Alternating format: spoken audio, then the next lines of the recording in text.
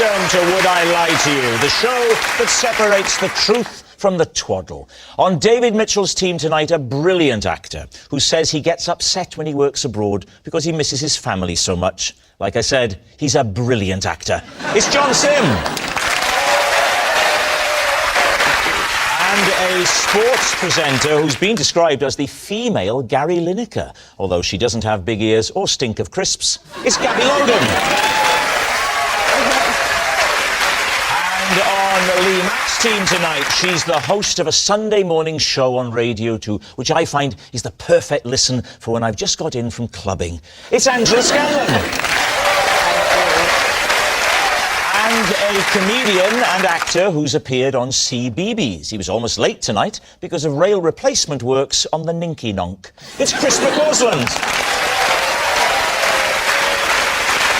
We begin, as always, with round one, Home Truths, where our panellists read out a statement from the card in front of them. To make things harder, they've never seen the card before. They've no idea what they'll be faced with. And it's up to the opposing team to sort the fact from the fiction.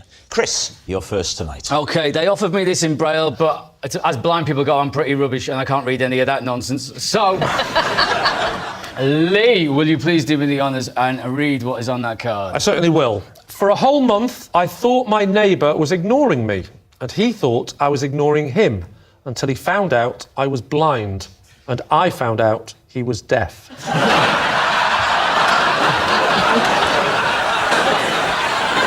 David's team.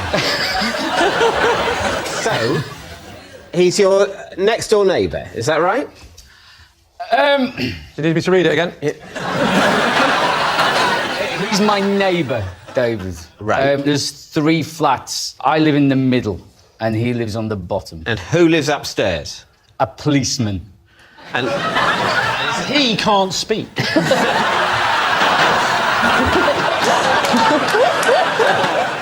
so you thought he was being standoffish? I thought he was being the rudest person that I've ever met.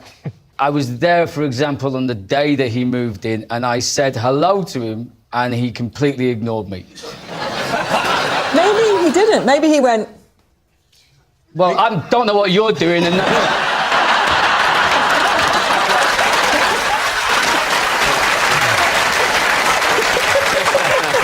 Gabby, you have perfectly highlighted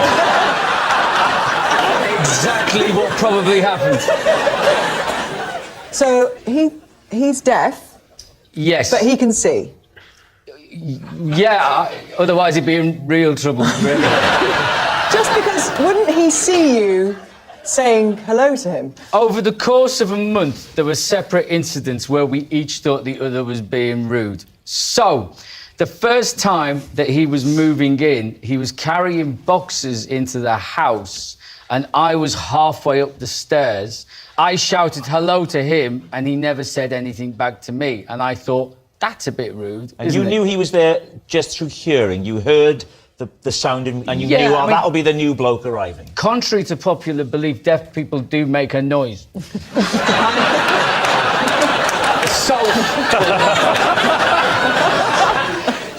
But other occasions, I would be outside, like, doing something with the car. I like packing the car, unpacking the car, maybe doing Not driving the car.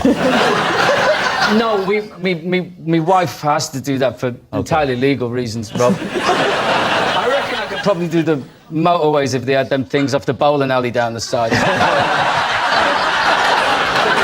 A number of times, he'd come back to the flat and he'd, like, waved and smiled at me, and I'd not known he was there and completely blanked him. And then I'd heard him walk past and I'd shouted hello to him. But I was talking to his back then, and he never answered me. And this went on for quite a while, really. How did it resolve itself? Yeah. Did the policeman intervene? And I called the police, and he came down. And then I had a hunch he must be deaf. I guessed that was the only possible, plausible option. I'm exactly like that with my audiences when they're not laughing. I actually bumped into his mum, who was visiting, and I said, like, he's deaf, isn't he? And she said, yeah. That's a bold opening gambit.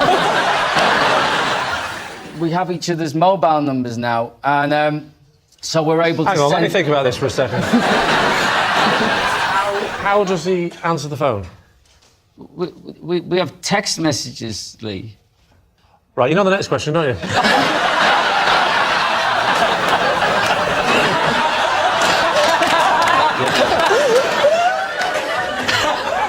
So... My phone talks, so it reads everything out, and if I mean, just to give you an insight, even the emojis, if you use an emoji, it tells you what the emoji is, and the smiley face, the main smiley face, specifically for blind people, that one is called smiling face with normal eyes. Yeah.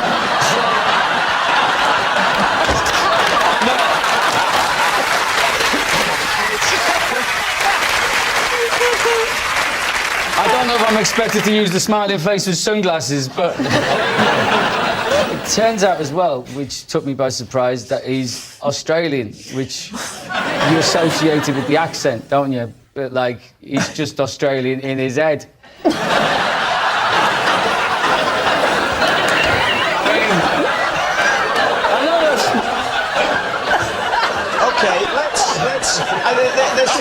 this is becoming odd. I mean, if any of this is offensive, they don't have to put it on the subtitles.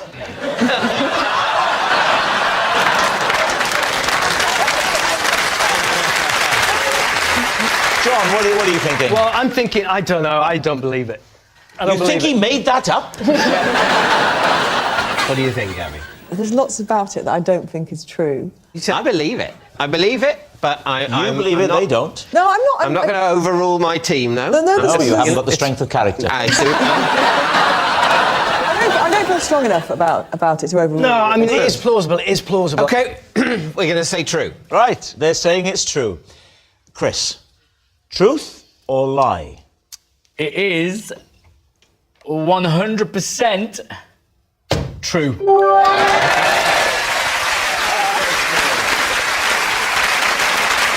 Yes, it's true. Chris and his neighbour really did think they were ignoring each other. John, you're next.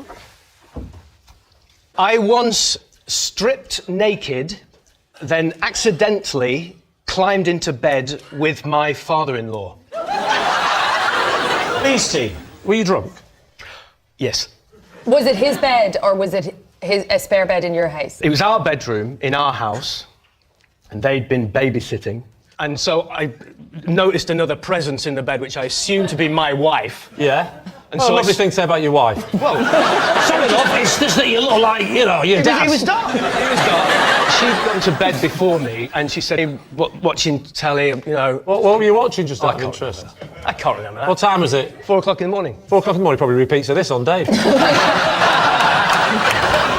So this is your bed. Where were you then? Were on sofas downstairs? No, we were in the spare room. Oh, that's lovely. You've given up your superior bed Yes. for the in-laws. Yeah. Lee, what do you do when your in-laws come round? I make up a really lovely, lovely bed with lovely silk sheets and a lovely thing and put that in the shed.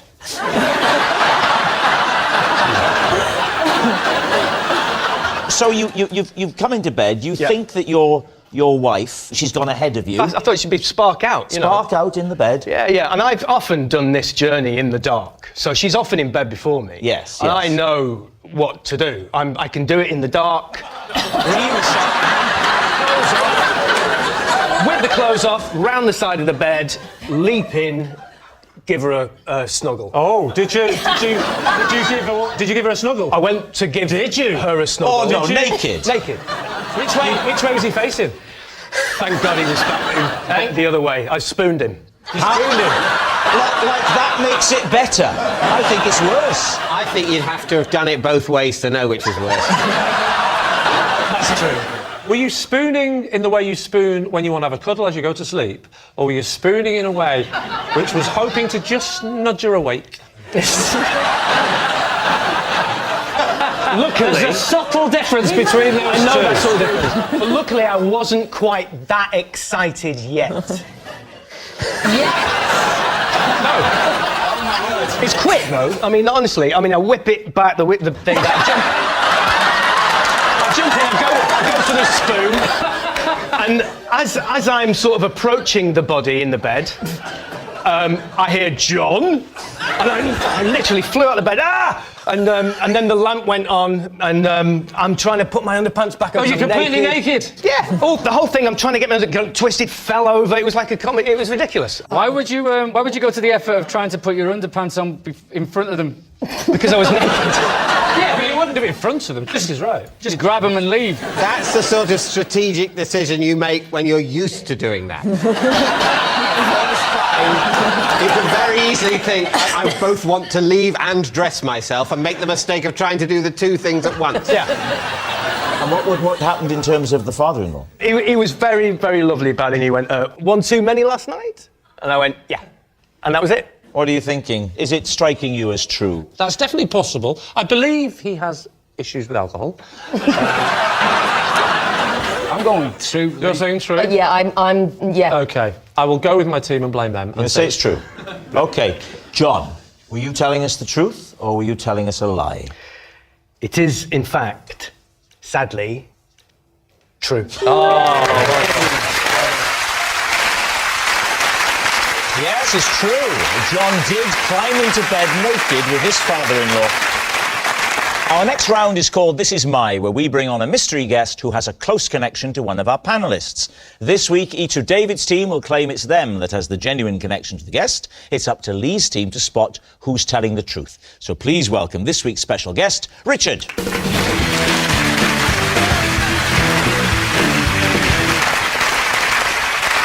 So, John, what is Richard to you?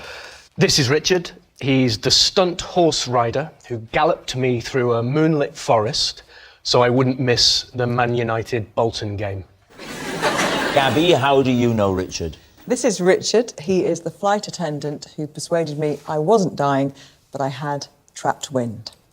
And finally, David, what's your relationship with Richard? This is Richard. He came to my aid at the local tip when I lost my specs in his great big skip. Lovely. So, there we have it. Lee. Right. Would you like me to describe him, by the way? Would that help you suss out which of the three he might know? Yeah, a little bit of audio description. OK, well, he looks quite a cool dude, actually, so we can rule out that he knows David. Actually, I think you might know him because he's dressed as a policeman and he's not talking. So who are you going to quiz first? Right, John. He's the stuntman that covered you. No, we were using horses in this production I was filming, and we were in Scotland, and that's when he offered to help me. But what was it you said? You said he galloped you to a television. So what, you got on the back, spooned behind him? Well, I wouldn't say that. I wouldn't say I was spooning him. No, I was just riding on the back of his horse. And you were clothed? Fully clothed. Yeah. And the horse would have been quicker than a car in this instance? In this instance, yes. We talked about it early in the day, and he said, I know exactly where you can watch it. There's a pub over there, and I can definitely get you there for kick-off. And he literally pulled up outside the pub, you jumped off and ran into the pub like a desperate cowboy? Well, no, he came in with me. Oh, he came in with you? And where with the did you horse? put the... Yeah. Tied it up outside. You tied it up outside on the thing? Was this in, like, mid-America in the 1870s? What do you mean you tied... What thing did you tie it to? I didn't see. I just got off the horse, and then he came in. You got where you were going and you went into a bar and you didn't take the horse purely for the joke that would have followed. Am I the only one who doesn't know what the joke would be? The reason why you Why the long face? Yeah, but the reason why you've never heard that joke, Rob, is because it's a bit sensitive with you, isn't it? You sound like you've got quite a little round face. Isn't that right? Yeah. Thank you very much, Chris. I sound It like... wasn't meant to be a compliment, but... What kind of faces do the rest of us sound Yeah, like that's we quite have? interesting, yeah. Take some time with Lee in particular. Lee he sounds like he looks like a cheeky little monkey who's the only one that knows he's about to fling a poo.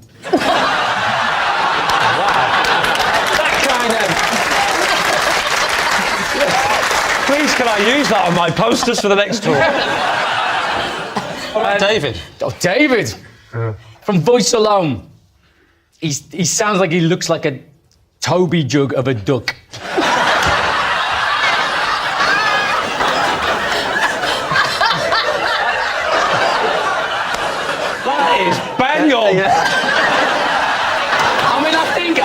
that is the image I go for.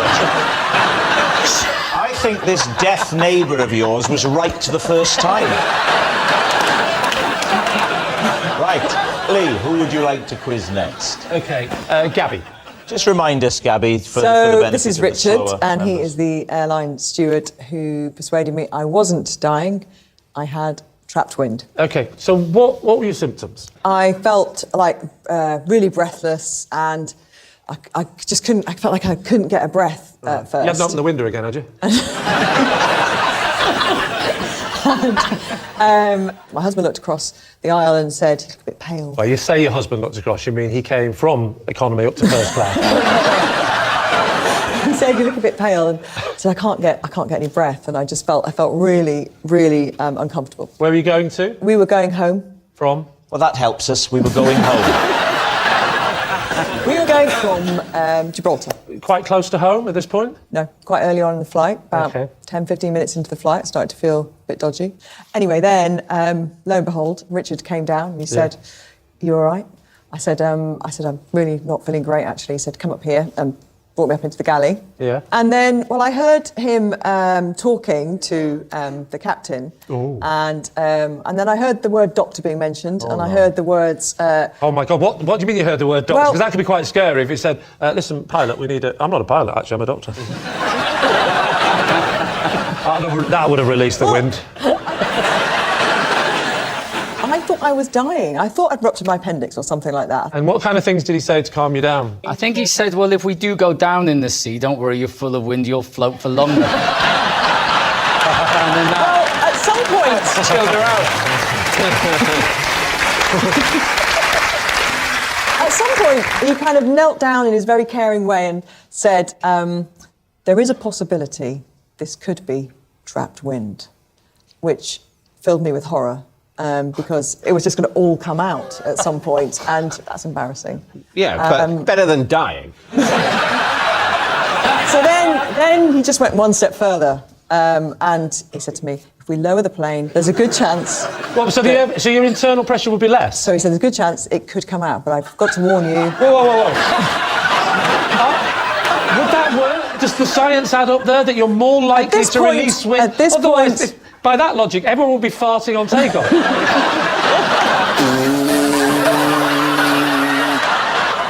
You're not saying that it was beginning its descent? Well, I don't know how far out it would begin its descent, but... Well, not 15 minutes after takeoff. No, it wasn't 15 minutes. By this point, we're like over halfway into the journey. So he said to the cockpit, bring it down, and did they do that?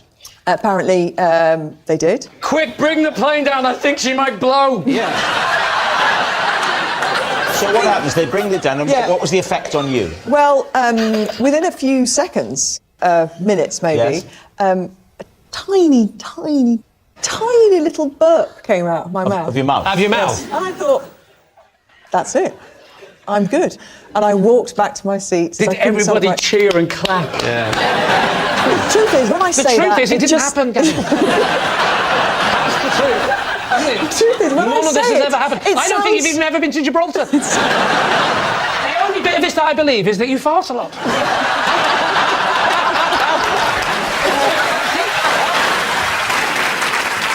What about David? Remind us of your claim. This is Richard. He came to my aid at the local tip when I lost my specs in his great big skip. What were you doing at the tip? What were you getting rid of? I was getting... Not another body, David. Not another body, no. I bury them. Cover them in acid. But no, this was 2 CD players and a DVD player. What did you do with them at the tip? I put them in the small electrical goods skip thing. And so what did you do? Did you lean right over to put them further in the middle? I leant right over. Did you place them? Was it a shallow skip? Or... No, it was deep. You had to go up a staircase, like a wheelie set of stairs. Yes. Now, most people throw things in skips by just lobbing them. They don't lean over. And I'm Or trying to go work out... upstairs and then lean over, no? Yeah, the up the stairs thing, I'm not quite... I mean, how tall was this skip? Why didn't you just throw them in? it was about a foot high, but I thought it would be fun to climb a staircase. Take us now to the crux. The losing of the glasses. So losing of the glasses. OK, so I'm throw the things in. Oh. the skip, and they make a crashing sound, and I lean in to peer to see what I in my mightiness have wrought. My glasses are a bit loose, and... You had quite a sweaty head from all of the effort of lugging the 2 CD players and the DVD the effort player. going up all the stairs thinking, this isn't very practical. What if I was throwing away a dishwasher? And they slid down my sweaty Toby Jug duck beak. Fell into the skip. And fell into the skip. Did you shout for help? I went, excuse me! And then what? Richard appeared. He appears, he goes into the skip. Yeah. I mean, I'd explained in words what had happened. I'd said What my did you glasses say? just fell off. They should be directly below here. And did he not say, well, in you go then? Yeah, why did he think he it was didn't his say in job you go to do then. that? He said, it's all right, I'll go in and get them. And did you ask why? Why he'd go in and get them? Yeah. Why, did I want to talk him out of it?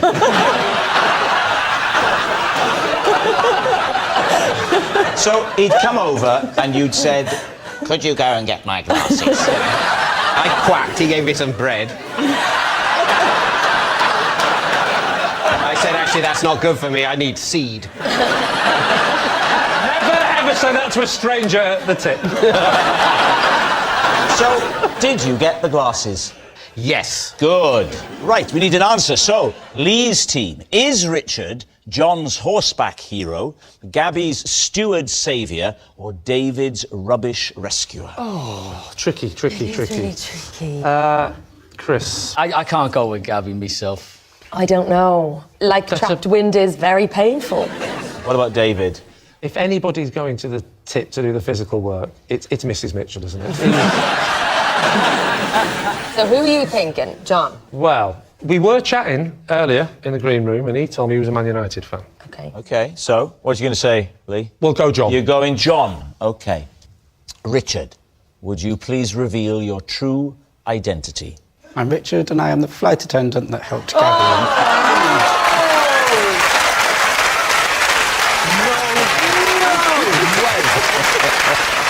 Richard, you're on national television. Did you ask the pilot to lower the plane? We were descending anyway.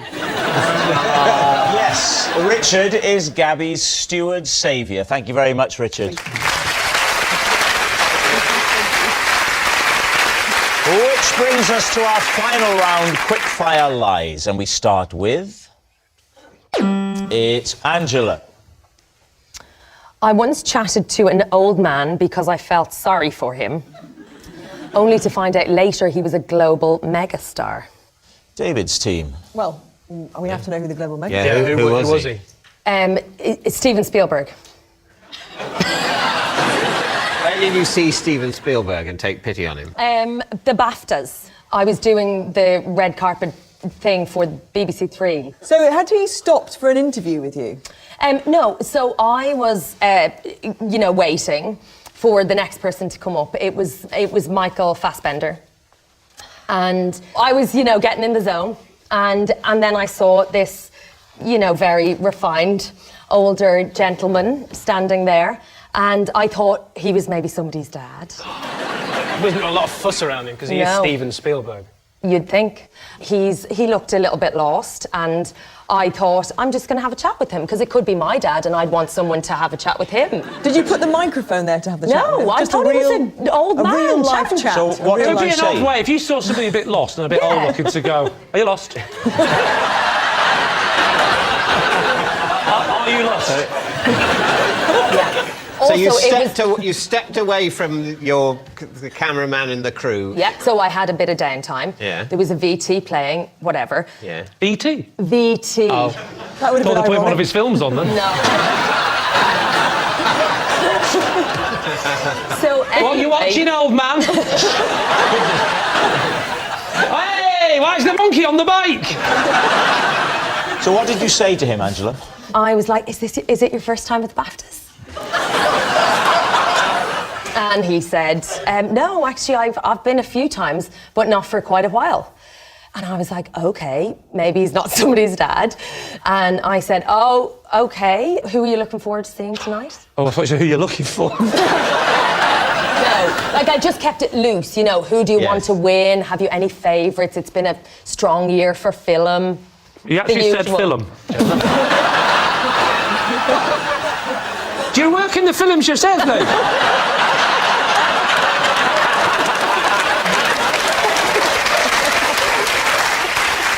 How did it conclude? And then I could feel the cameras coming towards us. And they were like, interview him. Is that the idea? No. Well, as in, I just kept going. Because you saw the cameras?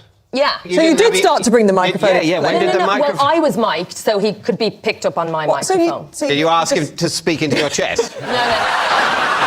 Similar height. So why did you not think to use the handheld then? Well, it would be a bit awkward if then I'm like, oh, he must be someone, can I have the microphone and keep talking to him? Well, you must have known that he was someone. Yeah, obviously, prominent. but I can't ask him. Would be a great last question in the interview. And just to sum up, who are you?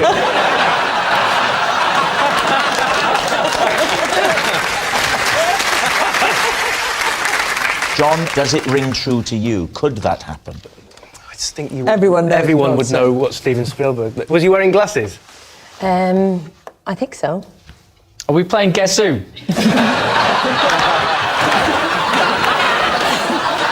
I can't believe that the whole time you were chatting, nobody went past and said, "Hey, Steve, how you doing?" You know, and that maybe rang a bell. But they thought we were having an interview, I suppose. And But it you would didn't be have a bit weird. microphone or a camera, so why do they think that? You are obsessed with this microphone, Gabby. She is not pitch-side with Dion Dublin. It's not important. So what are you thinking then? David, what about you? We're going to go lie. You're saying it's a lie. I'm saying it's a lie. Angela, Steven Spielberg on the red carpet. Truth or lie? He's a lovely man.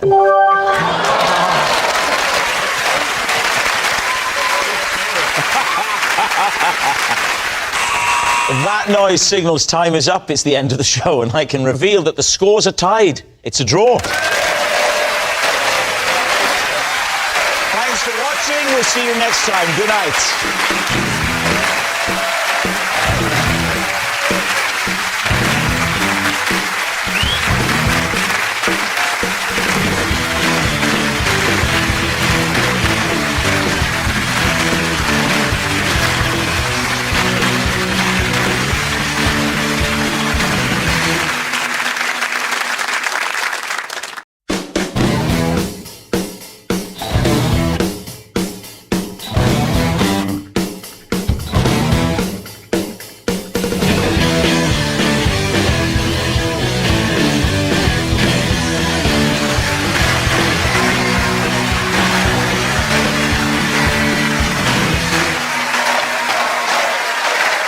Good evening. Welcome to Would I Lie to You, the show in which it pays to be economical with the truth.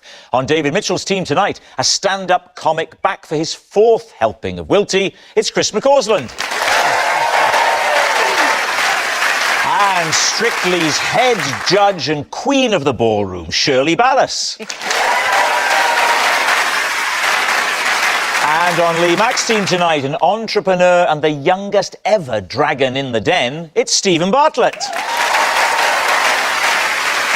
And Big Brother champion turned This Morning host, Josie Gibson. We begin with round one, Home Truths, where our panellists read out a statement from the card in front of them. To make things harder, they've never seen the card before. They have no idea what they'll be faced with. It's up to the opposing team to sort the fact from the fiction. And Shirley is first up. OK. Tom Cruise owes me 600 quid. Lee's team. Tom Cruise owes you 600 quid? Yes. Right. What did you used to do for a living? Well, first of all, how do you know Tom Cruise?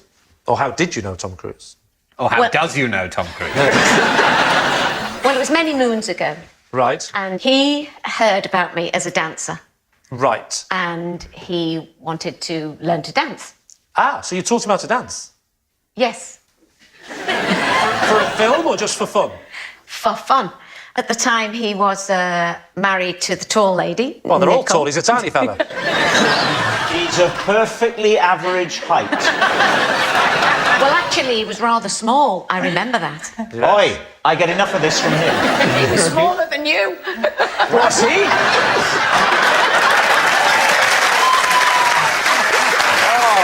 Do you know what, Rob? That's such great news, you should have stood up then and celebrated. So why does he owe you 600 quid? Is that how much you charge and he didn't pay you? He didn't pay me, yeah. But how much... I mean, I'm trying to word this correctly. How long would I get with you for £600? Well, it should have been 2 hours, but... You're 300 quid an hour? Wow. It's more than you're getting tonight. It should have been 2 hours, but it ran over because, you know, he started to move those hips and I got really quite into it, you know. Was there any sexual chemistry there? Oh, there's always sexual chemistry when you dance, darling, with anybody and everybody. Oh, come on, we saw Anne with it. Come on, Strictly. All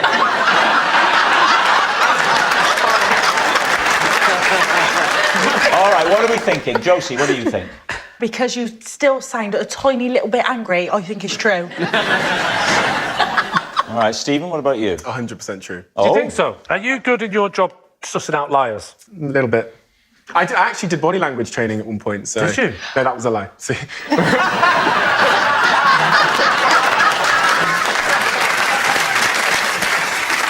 I was really annoyed there, because I have done body language training. Really? No, I haven't. Really.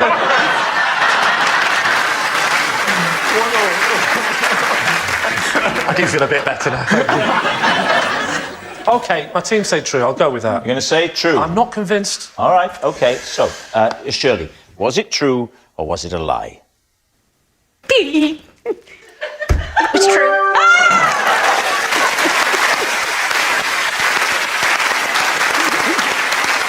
It's true. And we got a photograph of the two of you together. Let's look at that. Oh. Chris, you're next. OK, David, you're going to read my card again, mate? Yes, OK, here we go. When I used to go out drinking, I would often hide a sausage roll in a tree near the pub so I could have a tasty snack for the walk home. Lee's team. Why couldn't the sausage roll come in the pub with you? If I did that, then the chances are I would have ate it during the night. And the idea is that it was a tasty treat for the walk home. Oh, so to avoid temptation. Exactly. Did it start off hot? No, it was always a cold sausage roll. OK. Because they come completely sealed. It's not a nice one, then, from a freshly baked. It's a horrible one in sealed plastic. If it spent all evening in a tree, it's not a nice one, whatever. That was my point, because I pictured it in a brown paper bag, and I thought, well, the squirrels, the pigeons, the other birds. The squirrels, the pigeons, and the other birds. You mean the squirrels and the pigeons and other birds? It sounds like you think a squirrel is a bird. No, not at all, not at all. Squirrels, I'm very clear on what squirrels are, I always have been. But I'm saying the squirrels, the pigeons, and then I thought, I'll list some other birds. I thought, no, we haven't got time for that. It's a shame you didn't have time after the squirrels and just ended at that. It's not just squirrels, is it, Lee? No, there's other birds as well. There are other birds. Was it always the same place? Yeah, so on the way home, there was a corner with a nice thick kind of bush on a low wall, and I'd kind of shove it in there. Did you ever get a situation where you were walking a nice lady home and it was all going very well, and then you got to the bush, reached in for your sausage roll, and sort of ended that romance? If that would have ever been the situation, I think I would have let the sausage roll go, mate. Were you not concerned about insects in a bush at night time? And not just Putting your food insects, in there? other birds.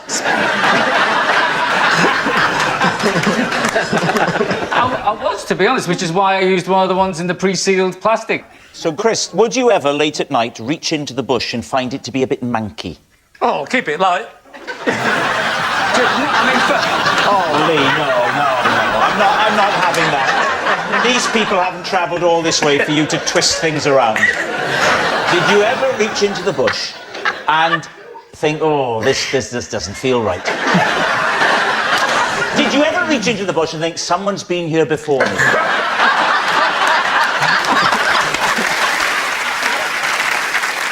How far is the walk from the pub to the sausage roll? Oh, well, the walk home was about 15, 20 minutes. And where did the sausage roll come in? Halfway? No, it was about 5 minutes. 5 minutes in or 5 minutes from home? 5 minutes from the pub. So you could do the 5, but you couldn't do the full 20 without a sausage roll? 5 minutes from home, you could have put a pudding. Well, Just something simple, like a penguin. Hey, under the birds.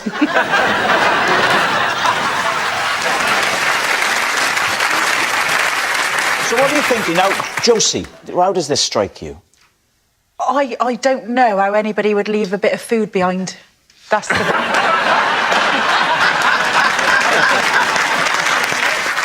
Stephen, is this something you would ever consider doing? I wouldn't do it. And I think if you had a 15-minute walk home, you probably could have gone past a shop. All right, so what are we thinking, Lee? Lie.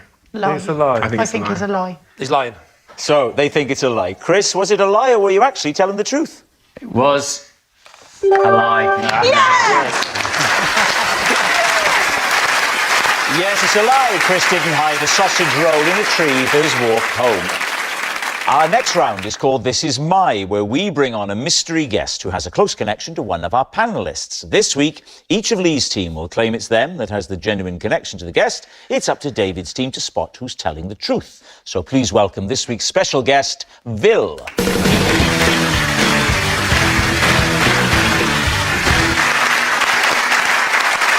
So, Stephen, what is Vil to you?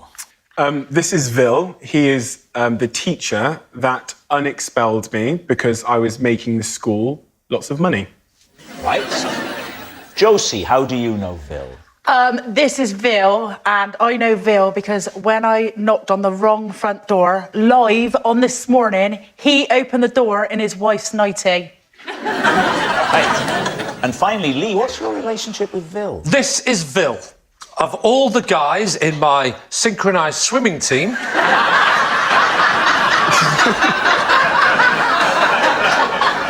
he's the one I like the best. So there we have it. David's team, where will you begin? Okay, I'm just making a detailed note of Lee's. So, Stephen, he was your teacher. He was my teacher, yeah. Why were you initially expelled? Very low attendance. My attendance was like, 30% in school. 30%? Yeah. All right. And now you're a millionaire. What a message that is sending out to children. How old was you, Stephen, when you was expelled? 16. Who expelled you? Was it Vil?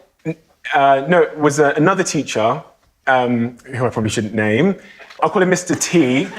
Mr. T expelled me, right. And then I went to Vil, and he unexpelled me and said, "You're not expelled because you're making the school money." How are you making the school money? Done kind of various deals that I'd done. What sort of deal? So I'd negotiated the deal for the vending machine in the school. Yeah. The school got the vending machine for free and got revenue from it.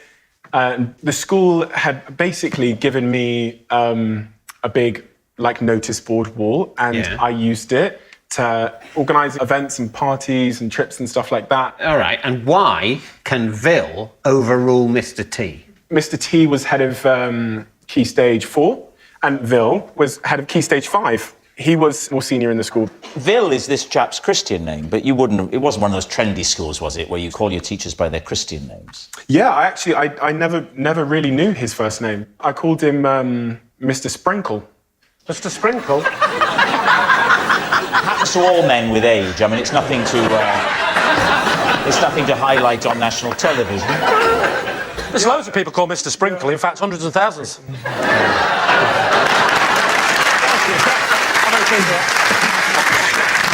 Why did you call him Mr. Sprinkle? That's his name. His name is Vil Sprinkle. I assume there are people called Sprinkle, but it's not a very common surname. So that's our starting point. Before we even get into the vending machine, expelled, unexpelled, we just have to look into the plausibility of the name Vil Sprinkle. Why have you met anybody called Vil before? Well, I think Vil might be the shortening of the German form of William. That was my So you think guess. he might be German? He might be German, or he might have had a Sprinkle German... isn't a German name. But it could be Sprinkle EL, couldn't it? Sprinkle?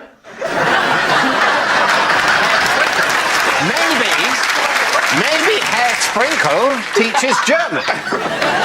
I've got one more question. Oh, go on then. But I think being expelled from a school is quite a big deal. I don't think a head of a key stage alone would be able to make that decision. Surely an expulsion is a decision that the head of the school, the head teacher, would have to be involved in. And so the idea that one non-head teacher can make the call and one other non-head teacher can overrule it appears to be an odd way of structuring a school administration. Would you not agree with that, Stephen? No.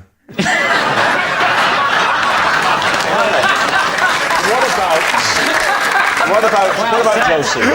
Josie, why were you knocking on doors on television? Well, on This Morning, we do a segment called Dosh on Your Doorstep, where I go into hiding all morning. And then when it's time to pounce, I run to the front door, knock on the front door, and let them play a game that they could win money. OK. So the people in the house, they don't know you're there? No, they don't know that we're going to turn up now. But what we should do, and maybe I might put it to our producers, is we should have a chat, really, and for them to tell me what door it is. Because we just, I don't know why we don't do that, but when we're live on air, they just go, that one. And I thought they were pointing at one door, and really it was another. Why would it have been OK at the other door? Because I got the wrong door. Unless you just said the same thing a different way. Were the people at the door you were supposed to ring on prepared for the fact that you were going to ring on it? They had entered. Oh, they'd entered the competition. Yes, so everybody enters. So anyone who's entered, they've got to be ready in the morning, That's right. wearing something that you would be happy to be televised dressed in. I think that this possibly could be true with Mr. Sprinkle, because he was probably... Well, hang on, in this story, do we know he's called Mr. Sprinkle as well? we know he's Vil, but Sprinkle has only come from Stephen. I think he was upstairs with his wife. She was maybe taking a shower. The door rings downstairs. Wow, what'd you do all this? The door, because my boyfriend did this. And the wife says, oh, go and answer that, darling. And he goes, well, I've got no clothes on. So he just grabs the closest thing, like a nightie, puts it on and goes downstairs and opens the door. So I think it's quite possible. So, Josie, what happened? You knocked on the door. Yeah, Vil opened in his wife's nightie, and apparently he was playing like a prank on his wife because his wife was meant to be coming back. So you ring on the doorbell. Yeah. Vil is expecting his wife, who he's playing a prank on. Yeah. He's surprised that it's not his wife, it's you with a camera crew on live TV. Who speaks and what do they say? And I go, are you ready to play Dosh on Your Doorstep? And he just went, what? Just like that. Oh, like that? Sorry, say, how do you say it? He just went, what? All right, so is he German or is it just a W thing? He's a bit German, yeah. He's a bit German. Now, what about Lee? How many people are in your synchronised swimming team, Lee? There are 10. 5 aside.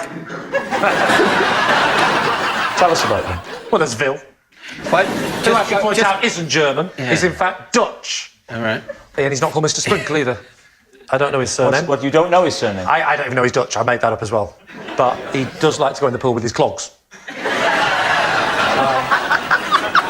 I had no idea that you were synchronised swimming. How long have you been doing this? I don't know, 30, 40 seconds? Yeah, no, I've only just started, only in the last couple of months. Where do you do it? I do it in the pool. Where's the pool? It's the local swimming pool, and they started to do synchronised swimming. And what was it about that caught your eye? How did you come across it? I think it was the idea of just doing something a bit different. And also, I'd watched that film that you were in about synchronised swimming, and I thought, wow, any idiot can do it. Because Rob was in a film about synchronised swimming. Yeah, I was in a film called Swimming with Men. Very, very good. It's worth watching. Very nice. Lee, tell us the name of 3 synchronised swimming moves and what they involve. OK, you've got the egg beater.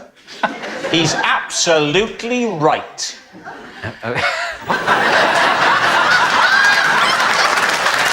That is a move. No, it's a very, very difficult move. In the film, I do it in the film. Yeah, Rob, this isn't about you, it's about me.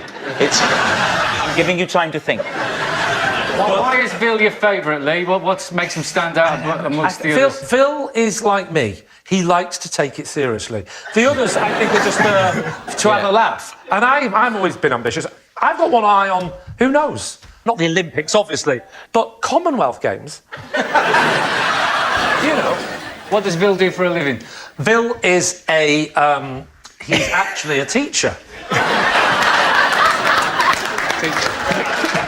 Really? Does he have the authority to unexpel people? Well, I did something in the pool that I wasn't supposed to do. And he told me I had to leave, but he called me back and said, don't ignore him, come on, get back in. So talk us through then, a typical session. What night of the week do you practice? Always Tuesdays. And what day is it? Today? Tuesday. Tuesday. It's Tuesday, OK. So both of you are missing it tonight.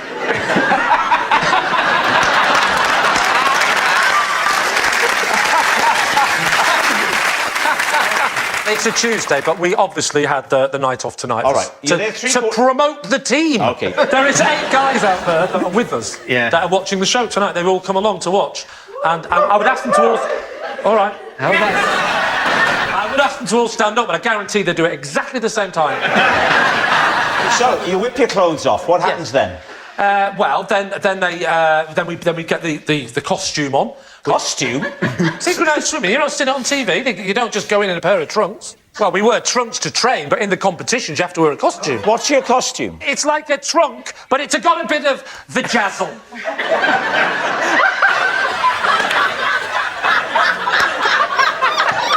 You got a bit of glitter down there. Bit of glitter down there, yeah. A bit of sparkle. Bit of sparkle. So just so you wear normal trunks to train, but for a competition, you wear a vajazzle. You wear trunks with a bit of decoration on it. Of course you do. And actually, I've been known to wear a couple of tassels on my nipple.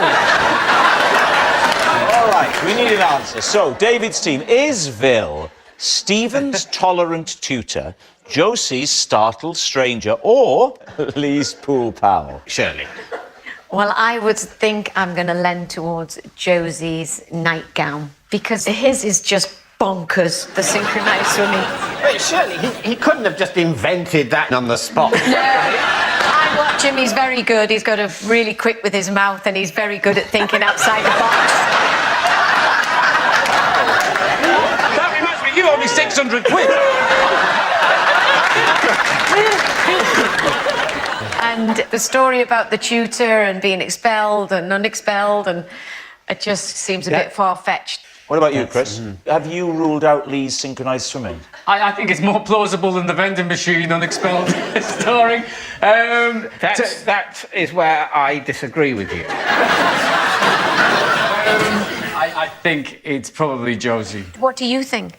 I think it's probably Josie, but I'm scarred. But what I sit here and think in this moment is how terrified and stupid and ashamed and afraid and small and mortal I would feel if it turned out to be Lee.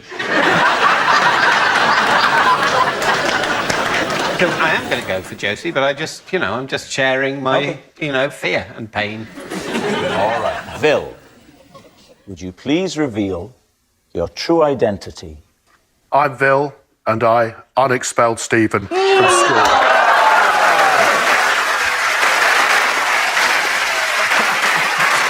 Yes, and Vil, I have to ask you, what is your surname?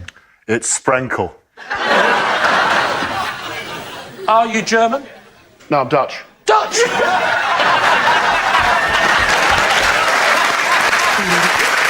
Thank you very much, Vil. Which brings us to our final round, Quickfire Live, and we start with... It's David. I am not and will never be a member of any WhatsApp group. Lee's team. So, still no friends? What? Have you got a phone? Yes, I've got a phone, yeah. Why won't you have it? Because it's horrible. On my wife's phone, I hear these messages coming, making that horrible noise that to me sounds sort of mildly carcinogenic. People sort of asking a question and everyone going, I don't know. Oh, yes, oh, good. Oh, yeah, hi. Yeah, well, people have got to stop communicating. It's not good for us.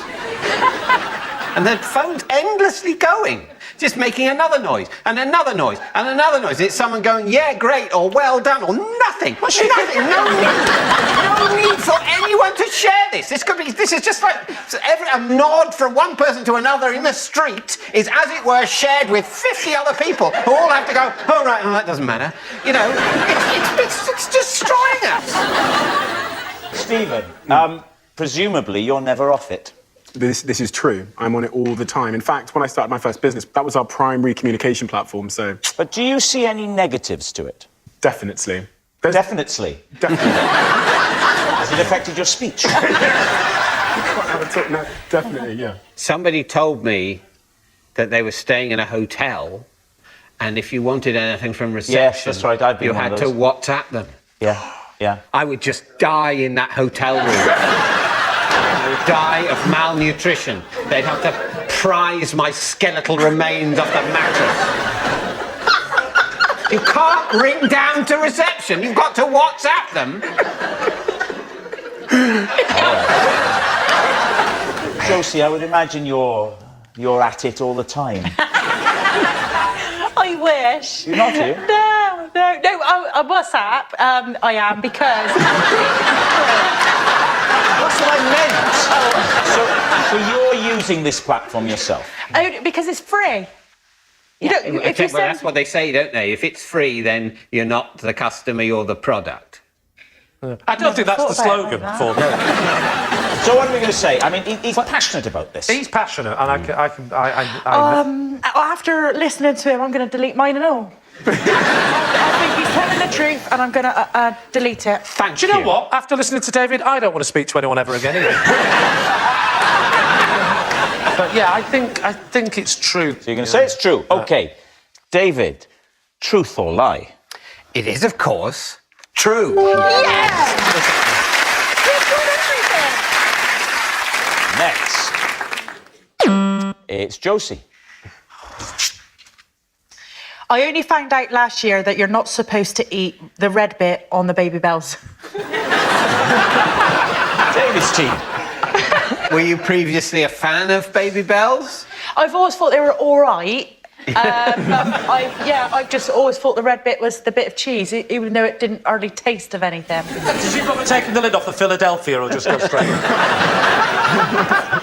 It's got a little sticker on the top, so I take the sticker off and then I... Does it have a little sticker on the... I think they're wrapped in plastic around No, there's a sticker on that says, do not eat the red stuff on the outside. What was it about the sticker that didn't look edible? It's a sticker, David.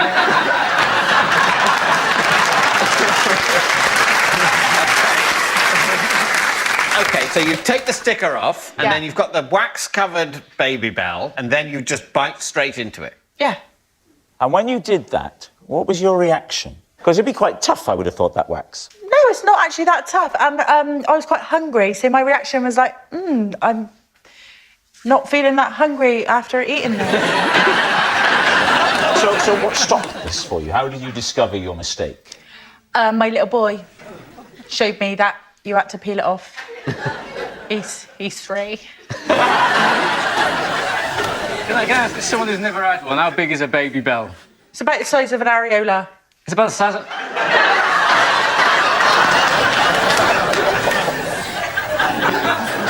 What's an areola? It's the... You don't know? No. Spanish goalkeeper. Explain to Shirley what an areola is. An areola is the bit that your nipples sit on.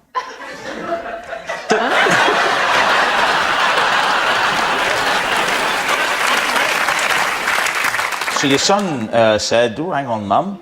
And... He went to eat one and he opened it up. And I thought, what are you doing there, son? Yeah? And then I realised, you're probably not meant to eat that. Shirley, what are you thinking? Specifically about what she said. I can't get over the areola. I'm still on I don't think she's telling the truth. Chris, what are you thinking? I think she's telling the truth. Yeah, I reckon so. OK. Yeah. I wish I had a Baby Bell with me and I could try eating the wrapper and see if it's even plausible. Well, there's 4 areolas here. Yeah.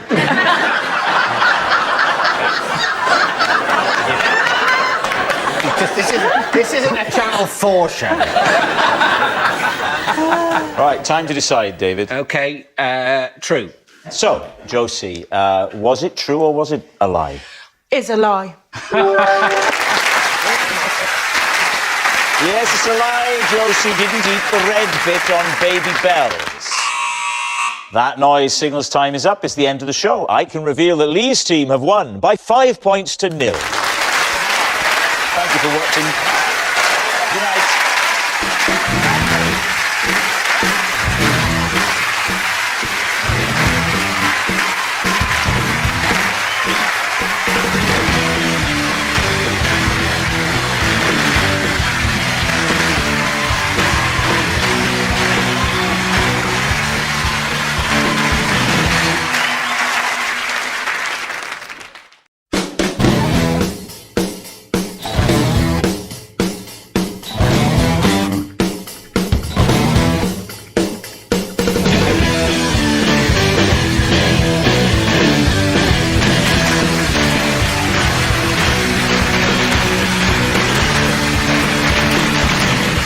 Good evening and welcome to Would I Lie to You, the show in which it pays to be economical with the truth. On Lee Mack's team tonight, a 7 times world snooker champion.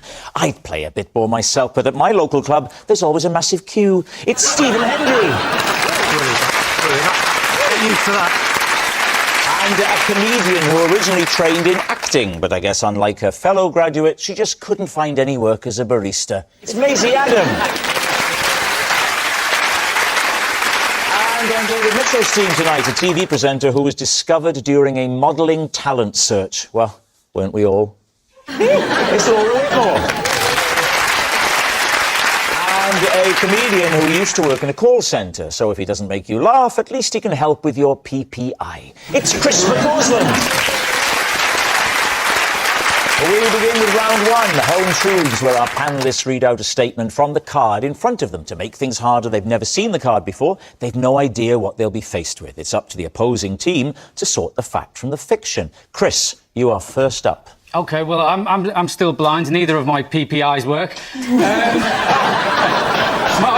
David, would you save us all a lot of time and read my card out for me, please? Gladly. During lockdown, I bought a pogo stick to use as a homeschool teaching aid. All right, Lee's team.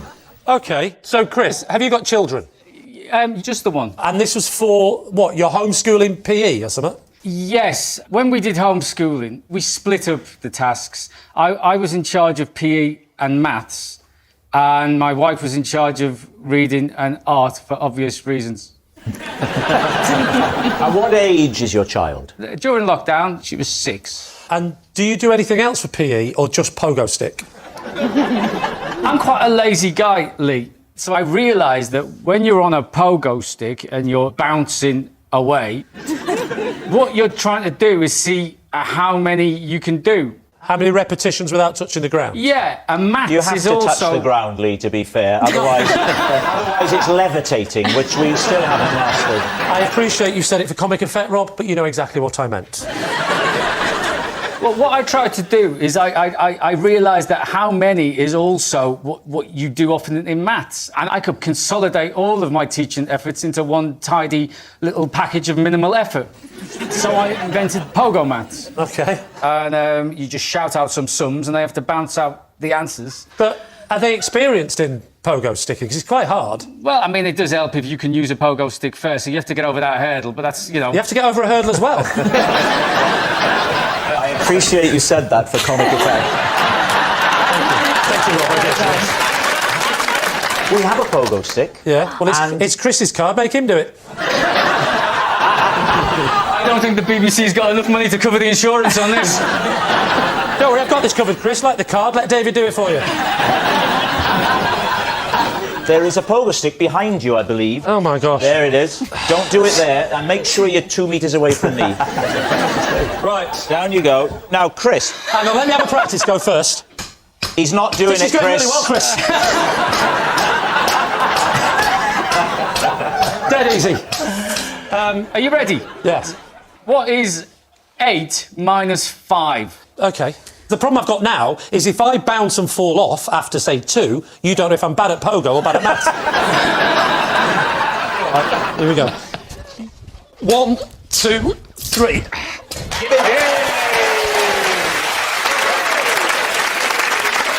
Well, this is good because you've got to get them all right if you want to do dinner tonight. Shall we just see how many I can do? Yeah, let's see how many you can do. I'll try and jump up onto that. How about that? Don't do it! Don't do it! 1, 2, 3, 4, 5, 6, 7. I've got no idea what's going on. So, having experienced it, yes, do you think he's telling the truth? What do we think? I didn't know they still did pogo sticks. Oh, yeah. Oh, yes. Imagine how hard you could hit the ball with a spring-mounted snooker cue. I mean, that's a good point. Yeah. So what are you thinking about this story? The more I think about it, the more I think it wouldn't work because the white ball's going to spin back. No, not. We're talking now about the maths and the pogo. Right. Do you reckon it's true? I think it's true that Chris is lazy. I'm not really blind, it just gets me out of doing things. Listen, tell me about it, mate. I do it all the time myself. How do you think I park so close to Sainsbury's? I think he's lying. You think he's lying? I think he's lying as well. You think he's lying? We'll go with my team and say he's lying. OK, saying it's a lie. So, Chris, maths on the pogo stick. Was it true or was it a lie? Pogo maths, copyright, Chris McCausland, 2020. True. Yes, it's true. Chris did use a pogo stick to teach his daughter maths. Stephen, you're next.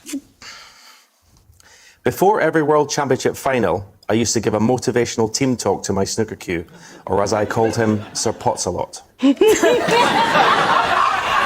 David's team. That's true. I just hope it's true. Could you give us a flavour of the motivational talk you'd give Sir Potts-a-lot? I used to put him in the sort of the corner of the dressing room. Stephen, I don't want to interrupt your flow, but if you are going to... Oh, God, he's not looking for drugs again, is he? This, and it's not just any cue, this is a cue signed by one of the greatest snooker players of all time, Ronnie O'Sullivan. Now, why don't you recreate the motivational talk? You're in the dressing room, ready to go out, you've done your practice, and it's just, come on, it's me and you today. You and I, get to the table, we're just going to pot every ball, we're going to clear up and win the frame. Come on, Sir Potts-a-lot. I've been motivated. Stephen, I'm buying into this. But if you were playing and it wasn't going that well and you came in for the break, would you give it a stern talking to? I would sometimes come in and say, what are you doing? You know, because it's not, because obviously it's nothing to do with me. It'd be great if the cue went, what am I doing? What are you doing? When did you first acquire Sir Potts-a-lot? 14. You were 14 years old? Yep, and it got actually broken later on in my career. I come back from Thailand. Yes. We couldn't take the cues on board after 9/11. Yes. So we had to put them in the luggage. That's the problem with 9/11. The cues got a lot worse, didn't they?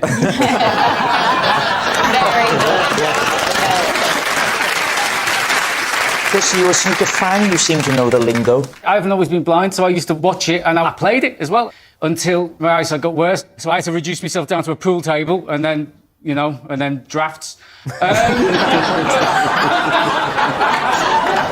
I do believe it's true because I think it's the kind of thing that successful sportsmen do. They have these little quirks and it's what makes them amazing. And Stephen was amazing. Thank you. Now, Laura. Yes. What do you think? I think it's true because when you speak about Sir Potts-a-lot, your eyes light up and you're so enthusiastic and excited. So for that alone, I just feel like no one else could get that excited about a stick. So I think it's true. Well. I must admit, I'm pretty lost without my stick. I'll give it a talking to now. We need to get to the bank today. Are you feeling up to your game? Have you given your stick a name, though? Sir Finds-a-lot. David, what about you? When did you name your cue Sir Potts-a-lot? It was a name, actually, my granny gave it to, so. I have to say, if this is a lie, I'm going to totally reevaluate you as a human being.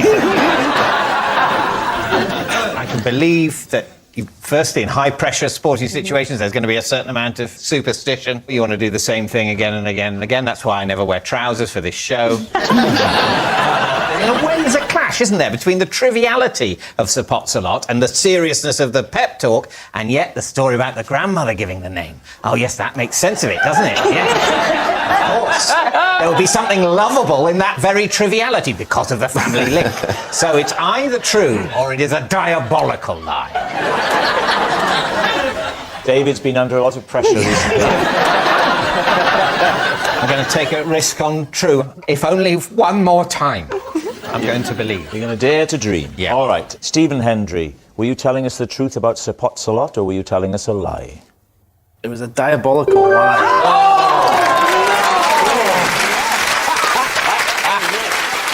There it goes. There it goes, the last glimmer of faith in humanity. Flushed down the toilet. Yes, it's a lie. Stephen didn't give motivational team talks to his snooker cue. Maisie, you're next. Once, while trying to impress a date, I landed flat on my back in a flower bed. David's team. What were you doing to try and be impressive? It was actually leaving the date. Oh. I accidentally left from a great height. When you said that, I thought like being on your back was what you were doing to impress them. Like No, I'm getting not on that your kind back. of girl, Laura. Okay.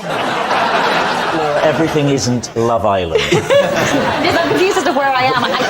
Laura, you say you're confused about where you are. Just look to your left. You know you're not on Love Island. Now, tell me, Maisie, where did this happen? This was in New Zealand. New Zealand? Yeah. I got to know a guy out there, and he asked if I wanted to go back and see his record collection. Behave.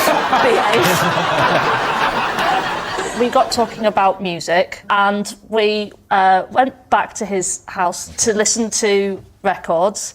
But he tried to play guitar along to the record. He sounds like an awful human being. So I decided I'm gonna head off. Was now. that the difference between fancying him and not? The fact that When he he got the played guitar out? along to the record. You would not like to go around to his house.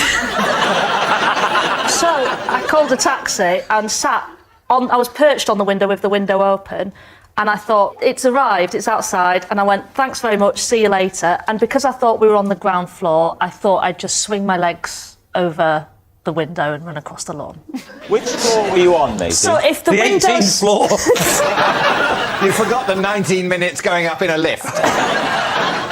No, see, one floor up. What? One floor, but Yeah. I just forgot that. We've You'd been climbed chatting the for a steps in a while. state of high arousal and therefore forgotten about them. Is that right? You should write erotica. Who's to say I don't? I have many names online. 50 shirts of grey. That's the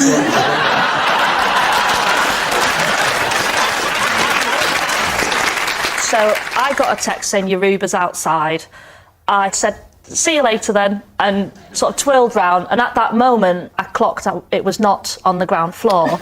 You tell an entire story. Or she made up a whole story.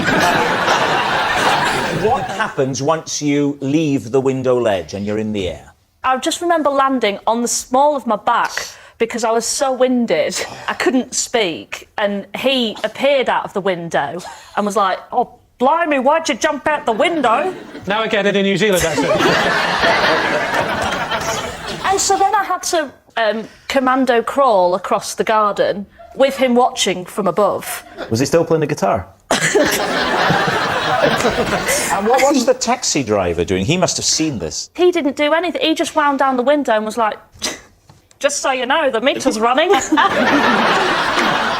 right, David's team, what are you thinking? The mechanics of the situation doesn't add up for me, so lie. Laura?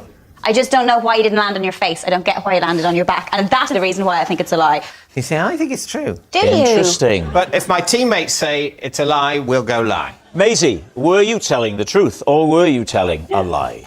That was true. Well done. It's true. Maisie did land in a flower bed trying to impress a date. Our next round is called This Is My, where we bring on a mystery guest who has a close connection to one of our panellists. This week, each of David's team will claim it's them that has the genuine connection to the guest. It's up to Lee's team to spot who's telling the truth. So please welcome this week's special guest, Neil.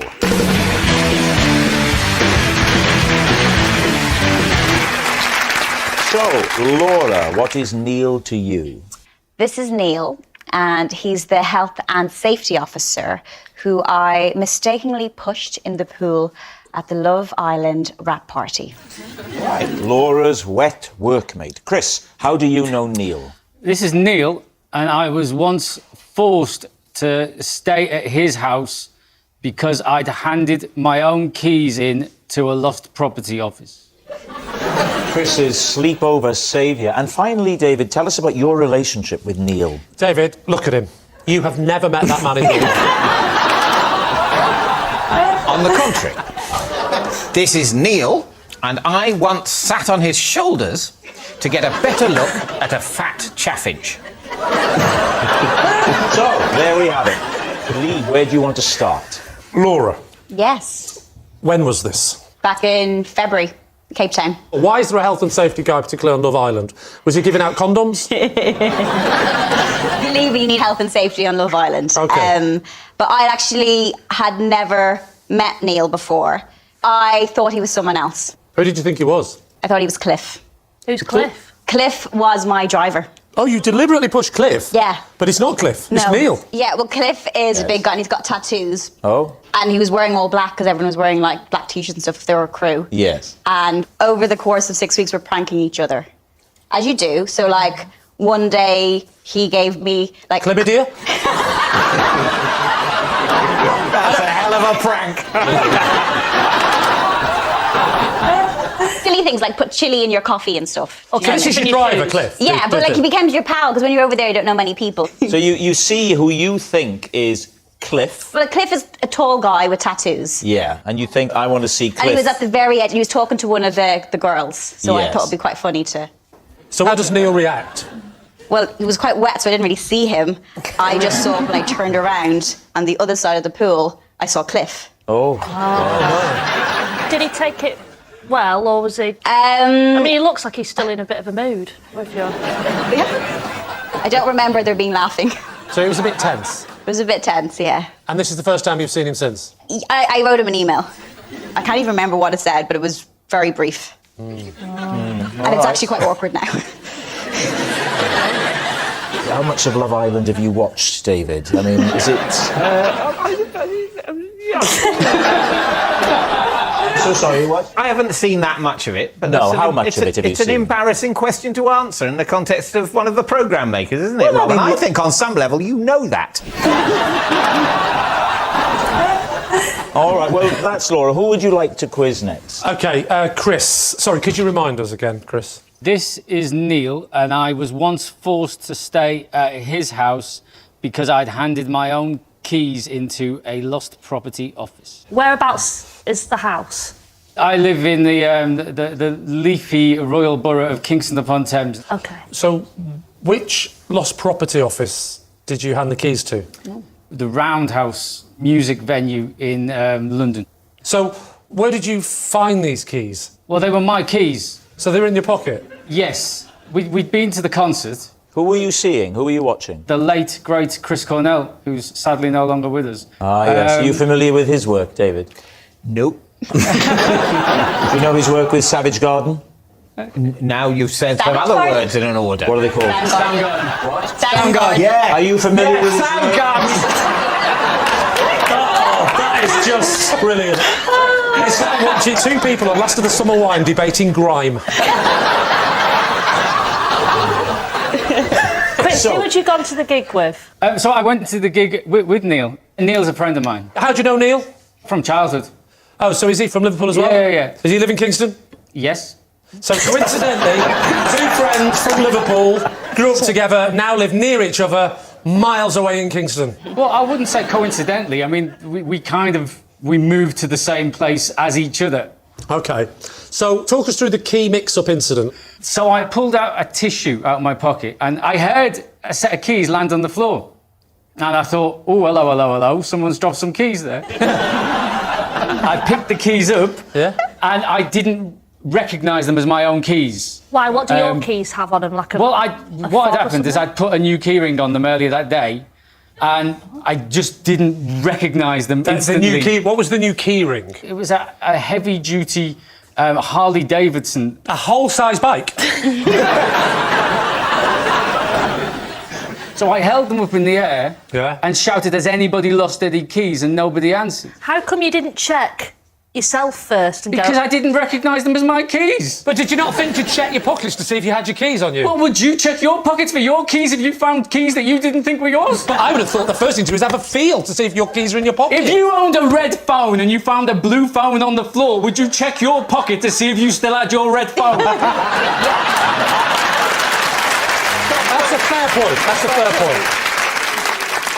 So nobody claimed ownership of them, and so I asked Neil, can you go and hand these in at the lost property because somebody's dropped them? Right. And then I went home. Right. So I get dropped off, and then I'm having a rummage, and I'm like, I don't know where my keys are. I've lost my keys. That's a bit funny, isn't it? On the same day that I found somebody else. I see what's happened here. And then I had to phone Neil and ask him to come back and get me. What colour was the phone?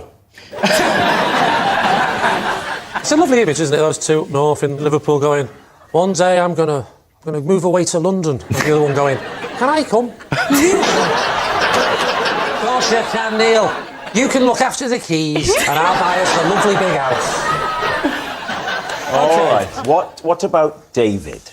You sat on his shoulders. Yeah, remind us of this claim. Yes, I once sat on his shoulders to get a better view of a fat chaffinch. Is there a breed called the fat chaffinch? No, this was a rotund example of the common or garden chaffinch. Where did you have to It was sort look of over? up in a tree, and Neil was keen for me to get a good look at it. Why? Because I'd expressed an interest in birds. He said there was a lovely, interesting, quite fat chaffinch in this tree. And I sort of went, oh yes, I can. But Neil felt I could get a better look at it, and he was right. I didn't get a perfect view. I had a sort of sense of a bit of wingtip coming over the side of the. I can see it now. Neil is literally stood there going, thank God I don't really know this man. I sort of climbed up, there was a bit of a gate there. Right. And I climbed up a bit. Can I just interrupt you a second, David? Let's just get to the nub of the issue. How the hell do you know him? Because I was staying with my family in a holiday cottage in Cornwall, let's say. Yes, Cornwall. And he lived in a nearby cottage. And one morning, it was a lovely... One morning he said, hello, young David, who I've never met before. Have you ever seen a chaffinch? Yeah. How old were you? It was last year, so I was... Last year, you got on his shoulders. I just assumed it was from your childhood. I mean, no. This is current me. What I am asking you to believe is that Neil is strong enough to bear the weight of me for a few brief moments while I enjoy the miracle of nature. But why is he there? Well, he lives near there, and he happened to be there. Just happened to be in the garden? I don't know. Was it he in the happened garden? to be there. For all I know, he'd been waiting there all night. Right. I assumed we'd just encountered each other. Is this in the back garden? No, a little gravelly area outside both cottages. Yeah. Casual chat. Yeah. Lovely to be here. Yeah. And he says there's an interesting fat chaffinch. Let's not forget, you said you were on gravel. So if this went wrong, it would, as somebody who has fallen from a height, gravel's not what you want. You want a flower bed. I wasn't in a position to ask for the ground to be relaid. How did you get on? I don't mean, we went out for tea and how did you get on his shoulders? Up the gate. Oh, you said you got on the gate, stepped on his shoulder. How long were you up there for? No more than an hour. An hour? For the bird watchers, paint a picture of the chaffinch. It's sort of pinky front. Pinky front. A browny back. Browny back. And, beak and eyes. So evocative. Back to you in the Springwood studio. All right, we need an answer. So, is Neil Laura's wet workmate, Chris's sleepover saviour, or David's birdwatching buddy? I have to say, first impressions are that Neil and Chris look about the same age. But the bit that I'm doubting is he heard the keys drop and he's just taken something out of his pocket. I mean, if you drop keys, you know you've dropped keys, surely. There were literally thousands of people coming out of this building creating noise and mayhem. There's a lot of Savage There's a Garden lot of fans. stuff. Go, what do you think? I think Laura's telling the truth. You think Laura's telling the truth? Why? The tension was there. You think there's a tension? Yeah, there was an awkwardness. OK, I'll go with my team and say Laura. You think it's Laura? Neil, would you please reveal your true identity? I'm Neil, and Chris had to stay at mine after handing his keys into lost property. Yes, Neil is Chris's sleepover saviour. Thank you very much, Neil. Which brings us to our final round, quickfire lies, and we start with... It's Lee. For the last 6 months, I've been secretly liaising with David's wife behind his back. I'm interested to know what that means. What was the reason? To make communication with her. We've been emailing backwards and forwards. Look at David's face. He looks genuinely concerned. Why did you email her? Email her is very, formal. She wouldn't answer my calls. Remember that period you were parked outside for a few days? This is Victoria Corrin Mitchell, just in case people... Is it? Don't know. I've been emailing the wrong person, I've got to go. So why have you been communicating Well, with her? I asked her a question. And... What was the question that you asked? The question I asked What was, interestingly, her answer? Her actual answer was, oh, come on, give me a chance. OK. The question was, it was a series of numbers with a question mark. Is this a quiz question? Yes. Right, so you've sent her a quiz question. Let's say that. So all this is, everyone, and there's no need to think about anything else. Yes. It's just a question for the sequences round of Only Connect. Let's go with that. Did she ask you for a question, or did you just I give it to her? slightly forced myself into the situation by texting her, but we... Wait, texted her or emailed her? There was a bit of everything. We it was email. we even met up face to face. It was a very awkward laugh, David. We had a little secret conversation at your house. Where was David at the time? He was upstairs playing Trivial Pursuits with my wife. Well, that's what she called it. And I said, can you do me a favour? Can you not tell David what's going on? And she said, OK, absolutely, no problems at all. And I said, and also, don't tell him about this question thing either. I could use it for Would I Lie to You? Right. Yes. So what do you think? I feel like, David, you should probably answer this more than either of us, because you know Victoria quite well, I hope. Well, I thought I did.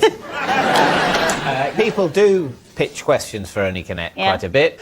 I think we're going to say true. You're saying true? Well, Lee, truth or lie? It is true. Yes! It's true. Lee really has been secretly liaising with Victoria. Well, that noise signals time is up. It's the end of the show, and I can reveal that Lee's team have 2 points and David's team have 3 points.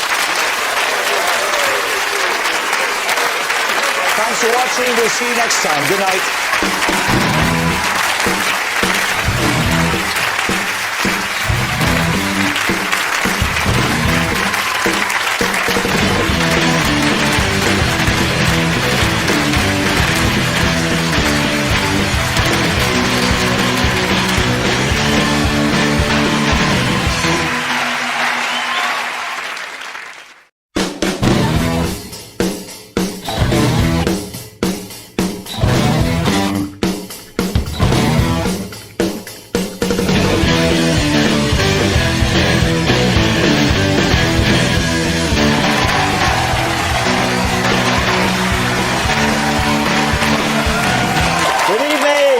Welcome to Would I Lie to You, the show with tall tales and tantalising truths.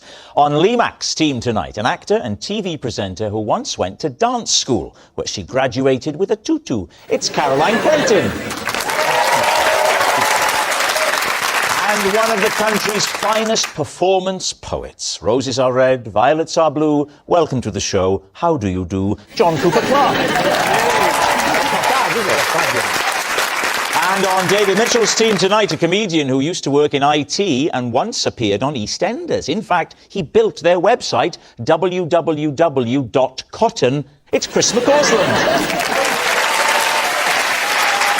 And a comedian who is a finalist on Celebrity MasterChef, so she should know a thing or two about porky pies and half-baked truths. It's Judy Love.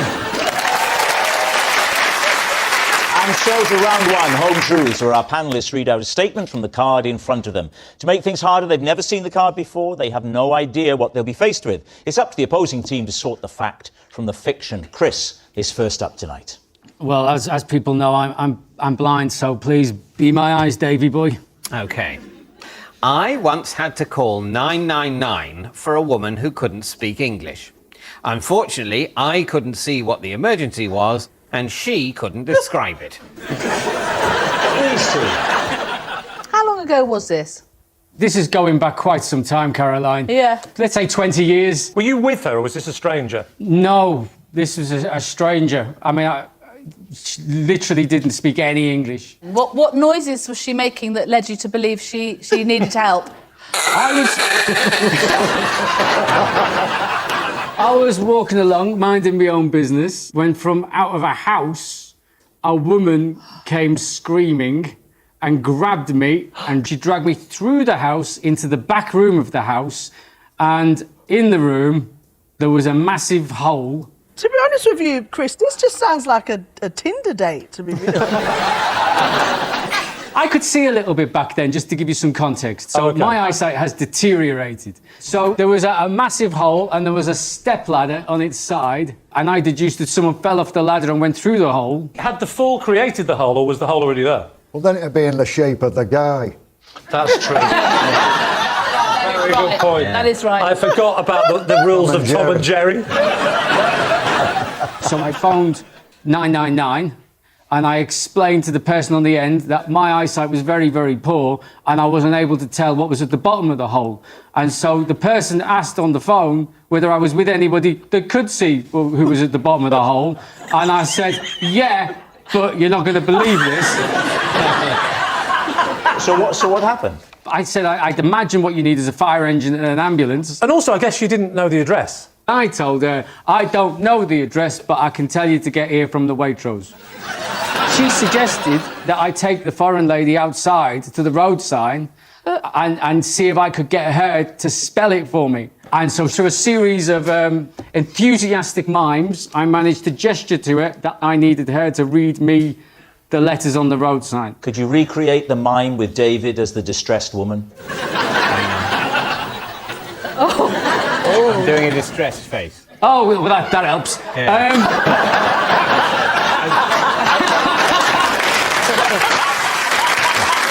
So I gestured down that I can't see the road sign. You have to read the road sign and me. So she said, B, and I'd say to the lady on the phone, B, and I'd say, I think that was an E. You'd accidentally stood on her toe. We got through the road name and she was able to send the fire brigade and the ambulance to the right road, and through some miracle of human biology, he was still alive after all the time it took me to get to the bottom of this problem. Caroline, what are you thinking? It's not adding up for me. If someone comes shouting at you, you just run past. Someone else will sort it out. And how long have you been working with the Samaritans? I think it's a fake story, this. On account of this, I can't think why the fire brigade would have any kind of kit that dealt with, descending into an abyss. I mean, they usually go from the ground up. They've got ladders. I do think, John, it's possible to take a ladder. And I don't know if you can get your head around this, but put it down. You can't see it. How would that? I can't see that. John, if you think that the fire brigade isn't equipped or indeed willing to deal with crises that happen below ground level, what emergency service is? Yeah. It's our fourth one. Mountain rescue. Mountain rescue. Mountain rescue. Thank you. On the contrary, they're even more obsessed with upwardsness. No. Mountain rescue, we never go down. No. There's no point going up there and going, we've saved you, but you can make your own way back down. So you're saying lie. Lie. They're both saying lie. I'll go with my teammates. You're going to go with the team. They're saying it's a lie. Chris, truth or lie? I honestly had to get her to spell the road sign out to me, guys. True. It's true. Chris did call 999 for an emergency he couldn't see. Judy, you're next. Right. An ex-boyfriend once dumped me after he found the list of pros and cons I'd made about him. Oh, my gosh. Please, team. How long had you been seeing this guy for? I'd been seeing him for about 6 months. And how did you meet him? I met him at Carnival. Right. Anything in Carnival just seems really excitable and nice. Yeah. And then when the sun's not shining and the Calypso stops playing, you realise, OK, this is not as nice as I thought it was. So a 6-month relationship that was good for one day. Let's start with the positives. What was the pros about this guy? The pros was he was always on time. Wow. I'll tell you what, there's a guy to your right you're going to like. He was a good dancer and he drove. I don't know, is he still single? Because he sounds great. What about the cons? Commitment seemed to be an issue. When I was going through conversations of, exes, it was always very short term. So he was good at getting there on time, but he didn't want to stay. This is what I'm saying. Did you say in your statement that he found this list? Yeah. So talk us through that. Well, I mean, you could act it out. Just imagine, David, use your lovely acting skills. Yes. And you had bad credit as well. Bad credit, but I can drive. Yes. Yeah, but I can't imagine this. What is this list? Firstly, your credit is bad. Okay. I've had some money troubles, but at least I can dance and drive.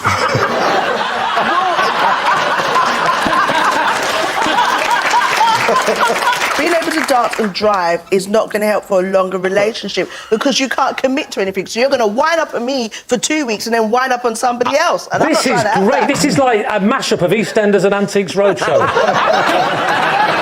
Sometimes the truth is what you need. And I try to make subtle hints to you.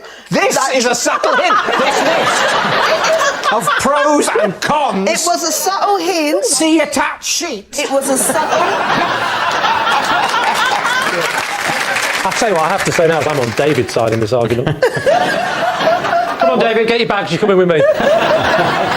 Caroline, what are you thinking? No, I don't think it's true. You don't think it's true? John? Yeah, I think it is. You think it is? Who do I trust most of these two people? Sell it to me, John. I'm a terrible judge of character, I've got to say. I won't lie. I was expecting a bit more positivity in that argument. I'm going to go with Caroline. All right, Judy, was it the truth or was it a lie? It was the lie. It's a lie. Judy didn't make a pros and cons list for her ex. John, it's your turn. For 3 months, I shared a flat with a monkey. David's team. When was this? Early 70s. And was it just you and the monkey, or were there other flatmates? Just me and the monkey.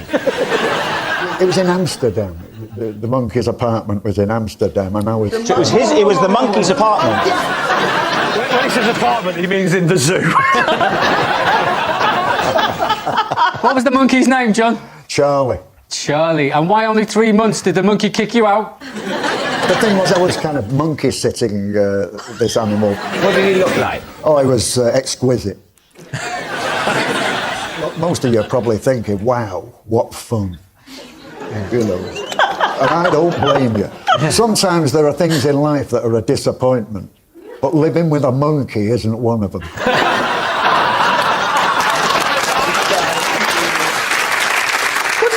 What did he eat? He wanted what you were eating. Oh. Really? Which at the time was a lot of chips. Did he do any tricks at all? Did he do any Tricks? He was full of them. What do you want?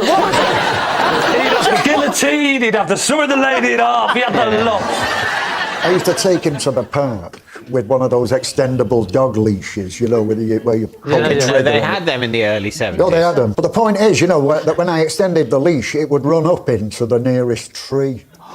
So I would be stood for ages, you know, with my arm extended upwards. Wow. Into a And it then looks like you're taking your tree for a walk.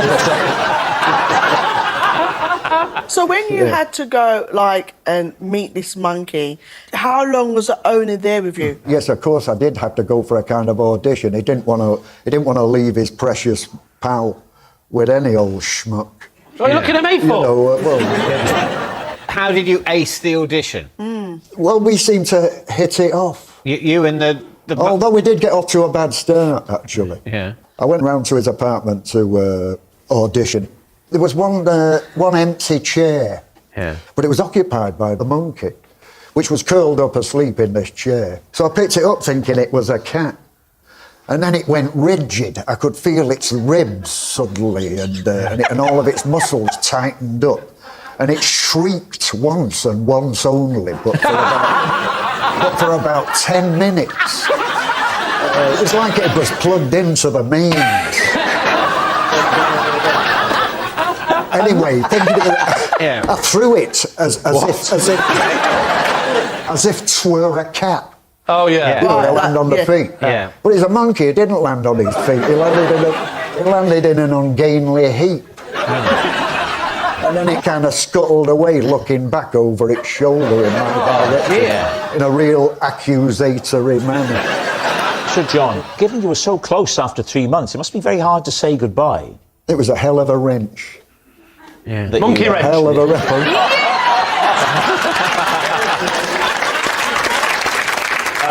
Chris, what are you thinking about this? We could make anything up and it would sound true, but this sounds so plausible. What about you, Judy? If we're being honest, out of all of us sitting on here, if there was one person that we could think of that lived with a monkey for 3 months, who do you think that would be?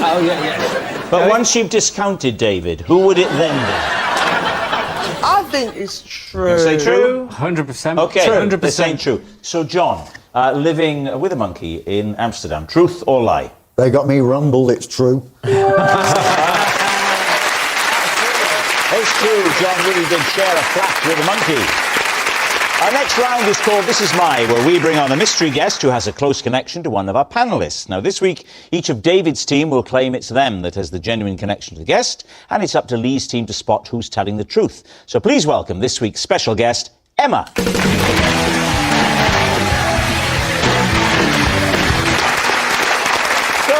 Judy, what is Emma to you?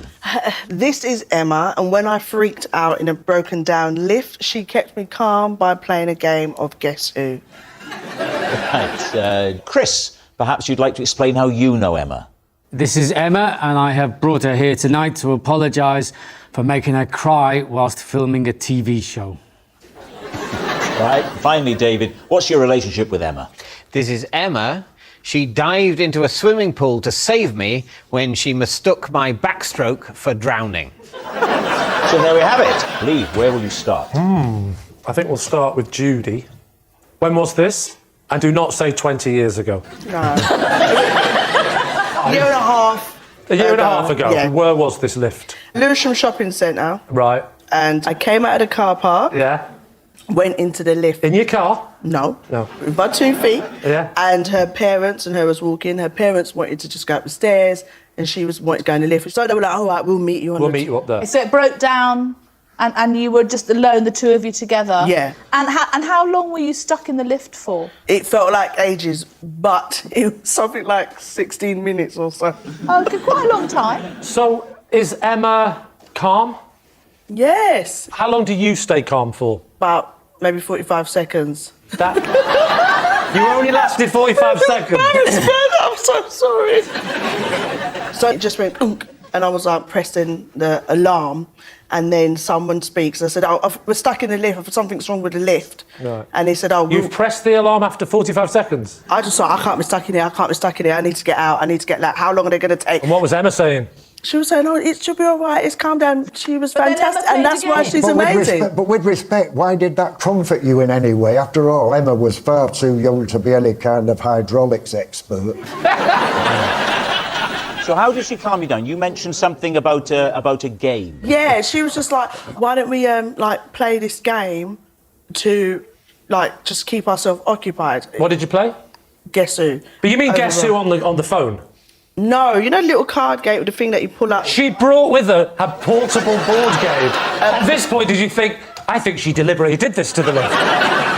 So how did this all come to a conclusion? Well, you know, after playing like a few games, we just heard someone saying, "Oh, look, we're here, it's going to be all right." Here's the big question. When help arrived, fire brigade or mountain rescue?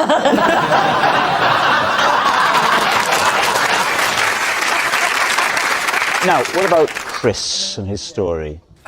Chris, OK, so you have brought her on the show tonight to apologise to her because you made her cry on television. Yeah. Is that correct? It is. Yeah, so how did you make Emma cry? I was mean. In my defence, I was hired to be mean to children, and it turns out I'm just really, really good at it. Whoa, whoa, whoa. What do you mean you were hired to be mean to her? There was a TV show that I was approached to be on, and they wanted me to be a bit of a nuisance and a bit of a pain and try and make life difficult for the kids. And David wasn't available? So what show was this, Chris? It was a cooking show where young kids had to run a restaurant. What was the show called? It was called Step Up to the Plate. Right, before we go anywhere, Step Up to the Plate. Have you seen it? Never heard of it. John? I might have heard of that. Yeah, just then, I mean, before now. Yeah, you know, before, yeah. It's a kids' show. Were you a customer? Yes, they hired me specifically to be difficult. I see. So specifically, what sort of things did you say, Chris? I'd get brought food and I was told, "Oh, this is surprisingly sweet." And I'd say, "Well, it's not surprisingly sweet anymore, is it? Because you've told me it's sweet." You've ruined the surprise. That's what you've done. Oh, that's brilliant. Was she your waitress? Yeah, she was one of my waitresses, and the kids took turns, and Emma was about number 3. What? How? By which point I'd really kind of got into the groove, Lee. I think the only mistake that Emma really made is that she told me that the meat in the meal was Venice instead of venison. She's a child, you barbarian. What did you reply with? What, I'm going to be eating the Italian city of Venice, am I? Oh, you horrible man. No wonder it smells of sewage and canals. I mean, can you please pass my compliments to the chef for being able to represent the stagnant filth of the city of loving meatball?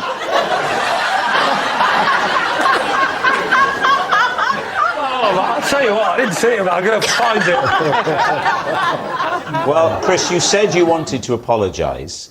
Why don't you take the opportunity? So, Emma, I'm sorry for being mean on the show, and for making really. Sorry, Chris. 1 moment. Sorry, Emma. Could you put the middle finger away, please? So sorry. I'm sorry, Chris. Right. Only young David is left. Remind us, David. This is Emma, and she dived into a swimming pool to save me after mistaking my backstroke for drowning. Where was it? Where did it happen? It happened in a swimming pool in Italy. Oh, Italy! Was it in venison? It was in the city. Come on, you can do this, Italian David. City of Sorrento. Okay. Oh. It's more of a town than a city, isn't it? Do you know? I'm not entirely sure. Have you ever been there? No, never. No more questions. No. I have been to Sorrento. Is Emma Italian? No. But she was on holiday. Yes. Right. So, and I'm not Italian either. Right. So you're on holiday on your own, I'm assuming? No, I'm with my wife and child. That's still going strong? Yeah, absolutely. Yeah. But they weren't in the swimming pool. So you're doing the backstroke. Yes. And not classic backstroke. I will admit that. Not this. I'm not doing that because I find my shoulders don't like it. What were you doing? Were you doing doggy paddle? Dogs don't swim on their backs. You'd see everything. Mine? No. Is that why they don't do it? Absolutely. They're notoriously shy creatures. So tell us about your unconventional backstroke. Well, I'm just on my back, Oh, you're doing that, I do a aren't bit you? of You're that. doing that. Yeah, and I think I'm probably doing breaststroke legs, actually, if you can imagine anything so mad and fusion. But I've got a sort of iPod that's been waterproofed. You can listen to things while swimming back and forth, and you get the vague exercise of the swimming without the unremitting tedium. Going on your mime, you don't look to me like you're drowning. So why did Emma feel she had to come and help Well, you? one of the disadvantages of this listening device is that it is slightly difficult to rewind or change tracks. So you've changed the track to the Beatles' Help. You've sang along. I'm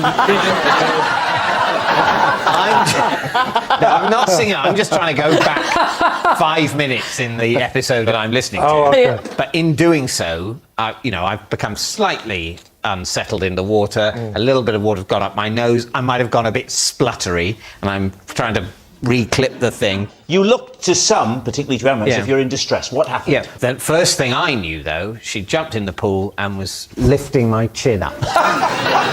What are you saying? I probably kicked off with an apology. That's how I usually start most social interactions. And she said, "Oh, I thought you were in trouble." And I went, "Oh no, I'm okay, but thank you very much." So where were Emma's parents? They weren't in evidence. This poor child's either left alone in a pool, left alone in a lift, or be left alone to be shouted at by Chris. They were somewhere vaguely. Where are her parents tonight? Nobody knows. All right, we need an answer. So Lee's team is Emma, Judy's calming companion, Chris's forlorn friend, or David's swimming saviour. John. I think Chris seems the most plausible to me. Judy gave a brilliant performance of someone who had been trapped in a lift. It was like the beginning of an episode of Casualty. Yeah, it was. I'm very grateful to I have Emma. to say, it was good, but it was hard to follow her breakup with David. So what are we going to say then? Chris. Chris. You're gonna say Chris? We'll go Chris. Okay, they're saying that it's Chris and the TV show. Emma, would you please reveal your true identity? I'm Emma, and Chris made me cry on TV.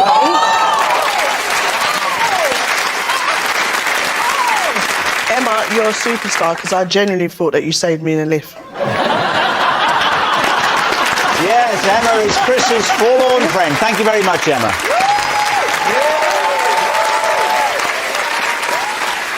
Which brings us to our final round, Quickfire Lies. We start with... It's Caroline. I once went home halfway through a gig I wasn't enjoying, then came back at the end and pretended to my friend I'd been there all along. All right, David's team. A gig is like a concert or something. What kind of gig was it? It was a Genesis gig. Oh? When was this, Caroline? Probably 82 or something like that. So you were at a Genesis gig in the 80s, which would have been at a stadium, maybe. Which stadium was it? Wembley. Where did you live? Finsbury Park. You got out of a stadium and all the way to Finsbury Park and then back to a stadium and in through security. I didn't get back in. I made my way to the sort of bar-y bit and waited and met my friend. It's not easy to get from Wembley Stadium to Finsbury Park on the tube. You have to go down the Jubilee line. Yeah. And then There wasn't a Jubilee line, was there? Yes, there was. That was 1977, the Silver Jubilee. Oh, so, yeah. Wow. Thank you. I'm glad that the railway enthusiasts are in. Tell me, John, if you were to be at a Genesis concert, do you think you'd have the strength of character to leave while they were knocking them out? I wouldn't be there in the first place. Why didn't you go to a nearby cafe or pub to wait for your friend? She could still hear them there.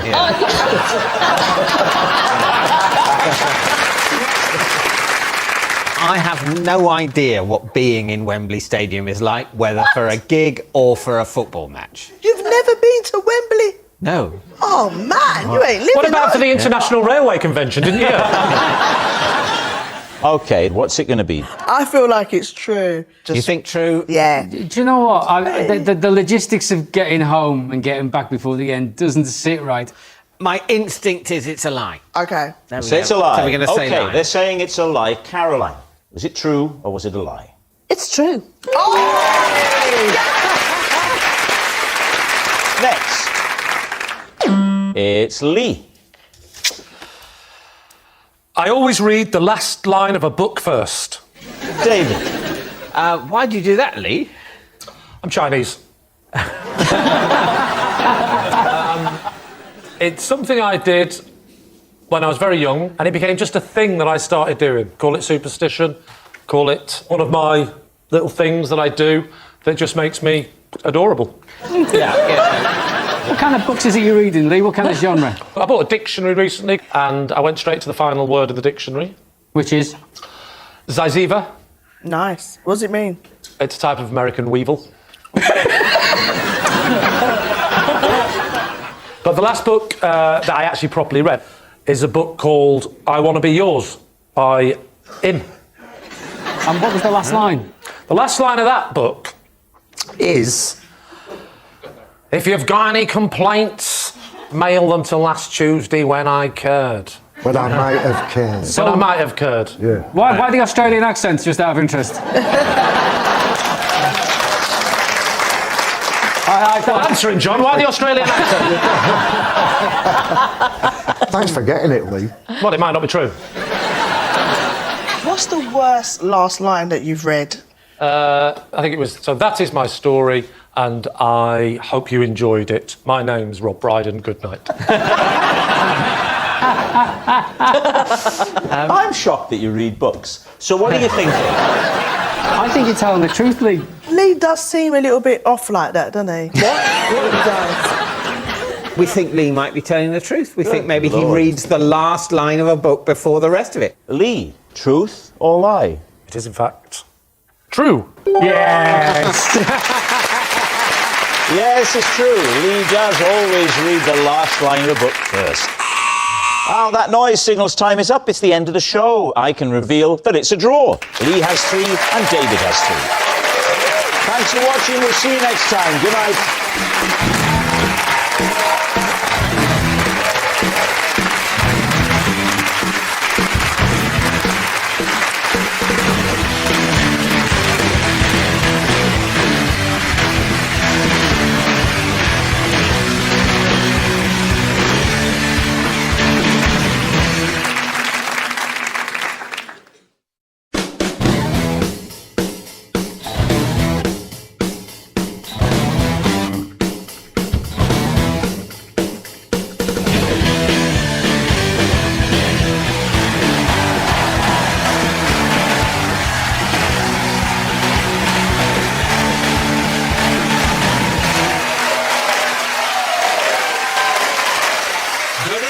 Welcome to Would I Lie to You, the show that sorts the facts from the fibs. On David Mitchell's team tonight, all the way from the One Show studio, it's Alex Jones.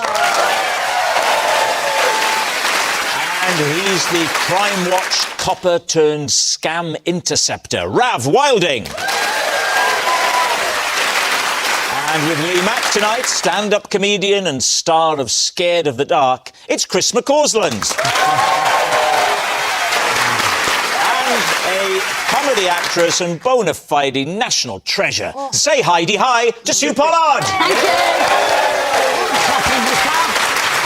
And we'll begin with round 1, Home Truths, where our panellists read out a statement from the card in front of them. To make things harder, they've never seen the card before. They've no idea what they'll be faced with. It's up to the opposing team to sort the fact from the fiction. Chris is first up tonight. All these years, I have been pretending to be blind.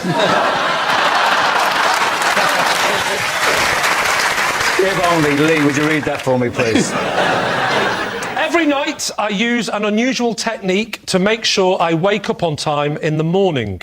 All right, David's team. OK, so what is the unusual technique? The usual way of making sure you wake up in the morning at the right time would be to set an alarm clock. Yes. Yes. Yeah. I've heard of that. OK, So, and you do something different. Well, we don't need to know what. I think it will be true. What I've done is I have trained my brain to wake itself up. No, you haven't. At the right time. By doing what? When I'm lying in bed, I will bang out the time on the pillow with my head. Right. Saying the hours for the time that I want to wake up. Yeah. And that subconsciously programs the time. Chris? Yes. Are you all right? And how accurate is this? 50-50. Where did this idea come to you from? I read it in a book. What was the name of the book? The book was called Last Man Standing. It was a fictional book, David. It was a fictional book from which you were taking lifestyle tips. Well, do you know when you read something and it sticks in your head as an idea to try? This may help you, David. Give us a demonstration, if you would, of the severity of the headbang. You're settling down at the end of the night. OK, Lee, I'm going to turn around a bit and use you as a pillow. All right. Oh, so I'm in Put bed. my arm there, yeah. Oh, my pillow's firmer than that. So I want to get up at 7:30 in the morning, so I'm like, I go 1 o'clock, 2 o'clock, 3 o'clock, 4 o'clock, 5 o'clock, 6 o'clock, 7 o'clock, and if I want to get up at 7:30, I go 7:30.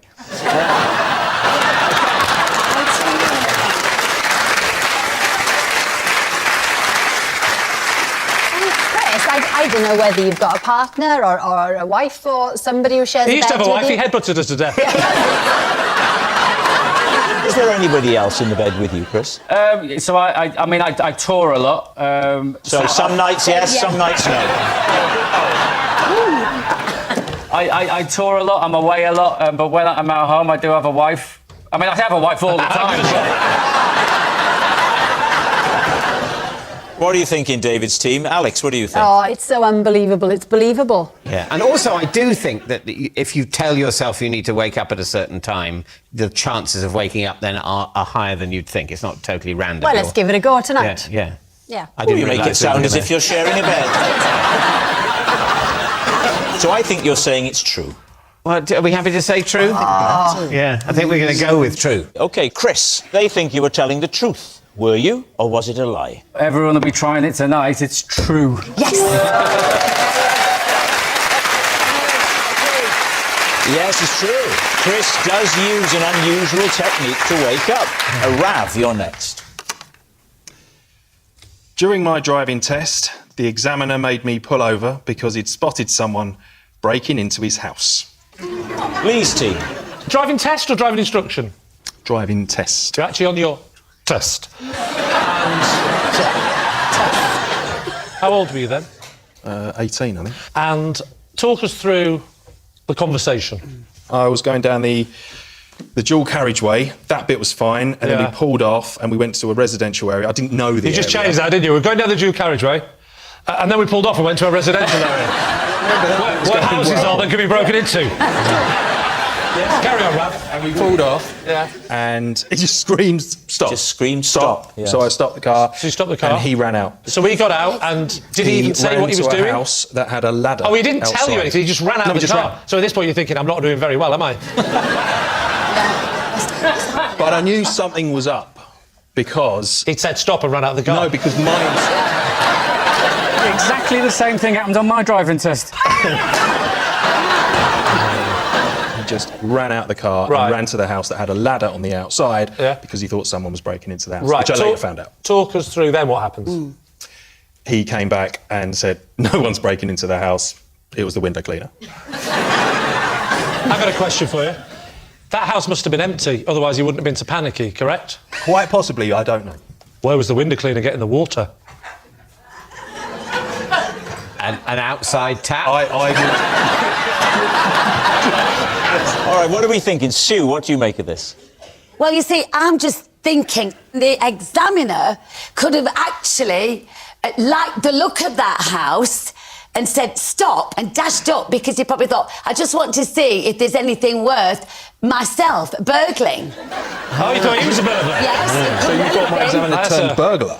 There's an angle we hadn't thought of. Yes. Did he have any jewels when he came back? I like the way Sue Sue thinks her job here is to develop the story. Sue, I could see you and Rav, primetime BBC One, as a new crime-fighting duo.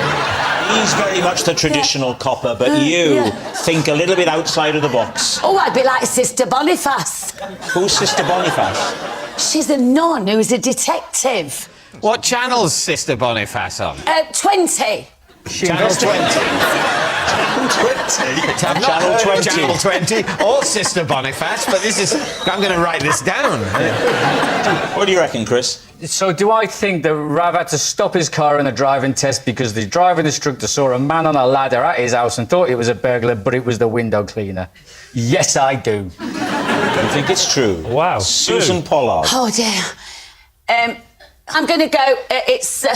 What are you thinking? I'll help you with your dilemma. Well, you've been hopeless so far. You're not giving me... You think out loud, Sue. Can I just say, your character in Heidi High, I always thought was an exaggeration of your character. Turns out it was toned down, wasn't it?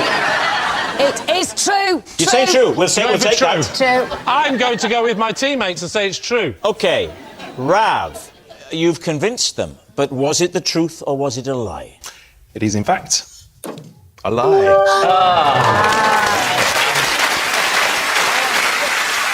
Yes, it's a lie. Rav didn't have to pull over during his driving test. I'm filled with trepidation as I say these next words. Sue, you're next. Oh, God, I wish I was dead. No, I don't really. I once had to reprimand a pantomime cow when it started an argument with itself. David's team. OK. Right. Which panto, Sue? The clue is pantomime cow. Yes. So just deduce how many pantos that you can remember the title of, and that would help you to get... Jack and the Beanstalk. Yes.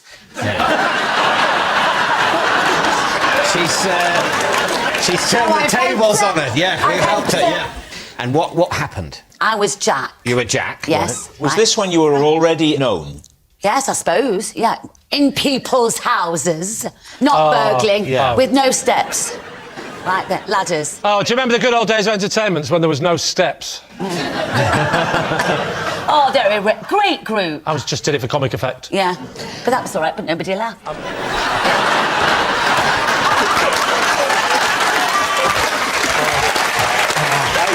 David, Sue can come again. So you're on stage, you're playing Jack, you're leading the cow, so this is during a show? Yes. Yes. Suddenly there seemed to be some sort of verbal ping-pong happening within the skin. And it was a really poignant moment. Yeah. But with this kerfuffle inside the skin... Can we call it costume? It's a bit... Something about the word skin that's making it a bit not child-friendly. OK, yeah. Inside the cow's flesh, there were voices raised. Who was in there? Are these not famous people, because you're not when you're playing the cow? Who was in there?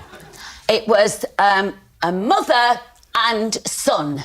And what sort of things were they saying to each other then? Well, as I recall... Why did you have beans? Yes. Oh, that was done in the other scene before. So they mentioned the beans. I think Lee was making a joke that the person at the front might have had a bit of wind. You should have chosen a different sort of farty food, because saying beans... there was beans in just thinking the beans store. You're supposed to be a professional. I know. What else causes wind?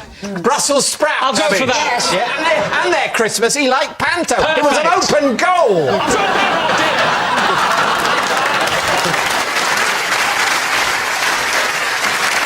The verbal ping-pong started with the mother saying, "You're not bringing her round to the house again."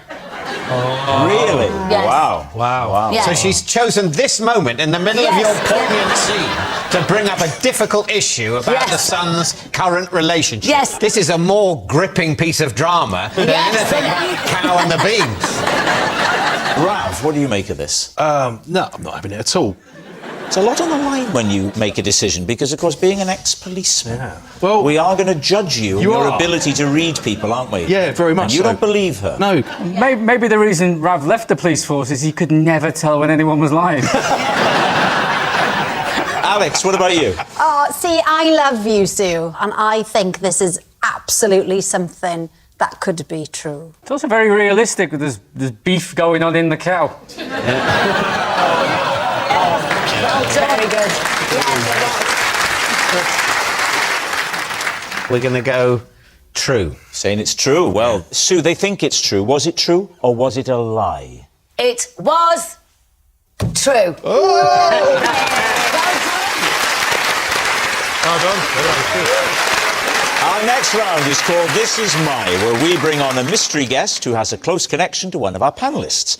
This week, each of David's team will claim it's them that has the genuine connection to the guest. It's up to Lee's team to spot who's telling the truth. So please welcome this week's special guest, Raymond.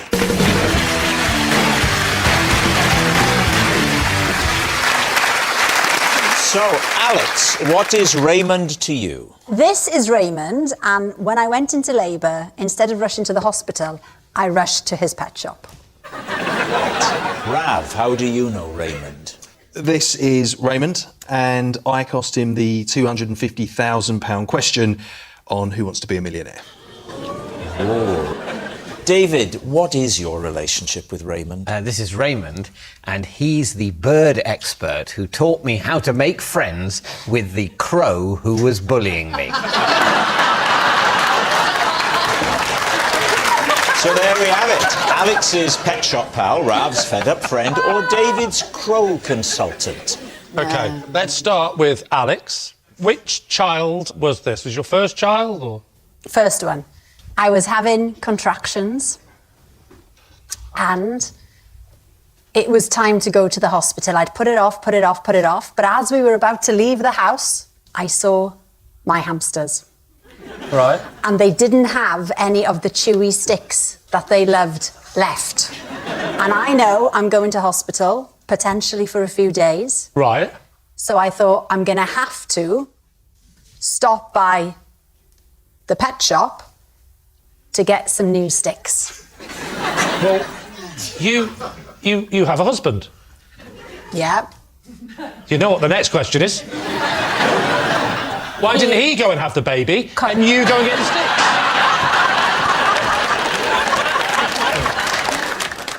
Where's hubby? Fixing some wardrobes. Oh, he's at home? Yeah. He didn't like the hamsters. This doesn't make any sense. No, you could always take the hamsters with to hospital? you. Yes. Because it's... Oh, yeah, good practical joke. Yeah, because... I thought the father had big cheeks. Yeah. No, but they could be classed as a support. Support pet. They could get very funny about rodents in hospitals. Yeah. You said Charlie was fixing wardrobes. Yeah. Priorities is a word that's coming to my mind. He's very strange, Rob. He's not Welsh, is he? No. Well, this is the mistake you've made, Alex. This is you've weakened the bloodline by going with one of these English.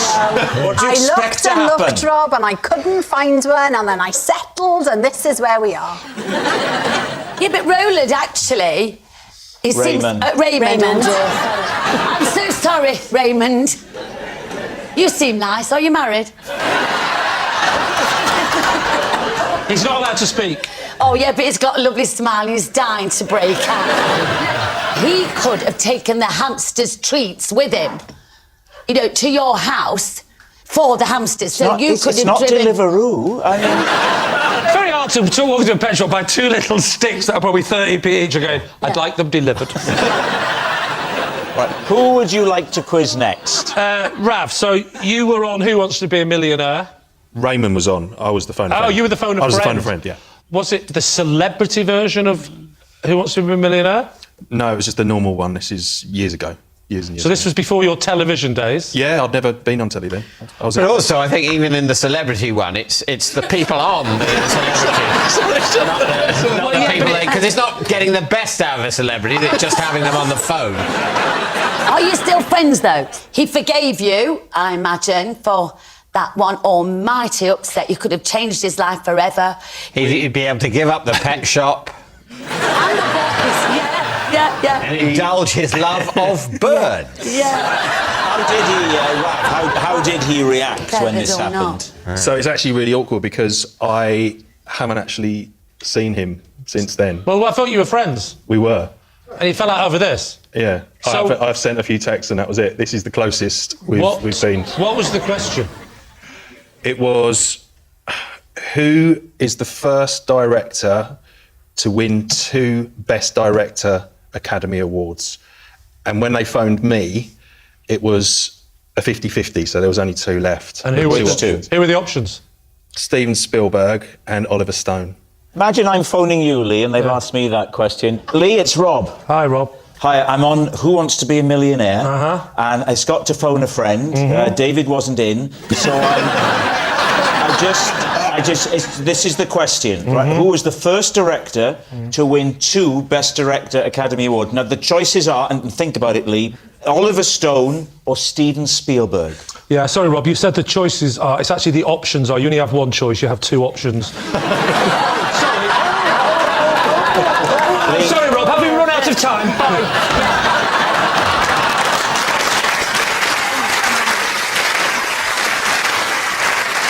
So what did you say the answer was? I said Steven Spielberg. Right. And I thought that was the correct answer. And it's not Spielberg. It's not. Give us an example of the kinds of messages you sent him afterwards to try and make, mend bridges.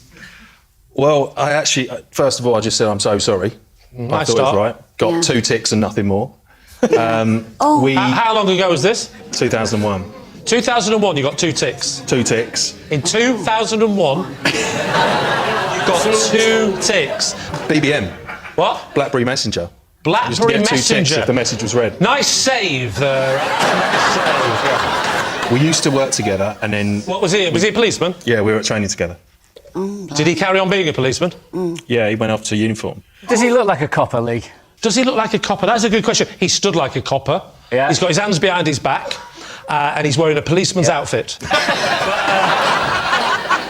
Here's the question, Rav. What made him think that you're the man to go to for movies? So we were at training school together for 18 weeks and we used to do pub quizzes together at the pub around the corner from training school, and I was a bit of a movie buff.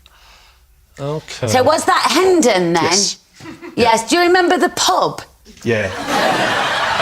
Definitely was a policeman. That's definite. No, I'm just talking about the pub so I can make sure that he remembers the name of the pub, and that would coincide with the rest of his truths or not. Rav, my client wants to know, what was the name of the pub in Hendon?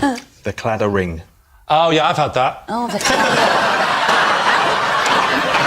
All right, now then, what about David? Okay. David and the Crow. Right. What was the Crow doing to you that you would say constituted bullying? Well, it was flying at me. Right. And was your wife still covering your face in seeds?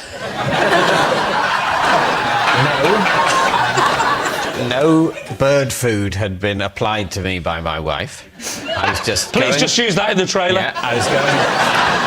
I would leave the house, and it would fly towards me. And on a couple of times, it sort of slightly hit me in the head. Do you think it was trying to attack you? Yes. Why? Why you? Because it hated me. How often did the Crow attack you? Most days when I left the house, it would attack me. So we were talking over what period? Over a period of about a week to 10 days. How does Raymond come into the story? Well, he's the Crow. No, he is from the RSPB. He came round to see what was going on. Did he witness it? Yes, he saw that. Yeah, he waited for you and the to... thing he's told me is that crows are very intelligent birds, right, and they recognise people.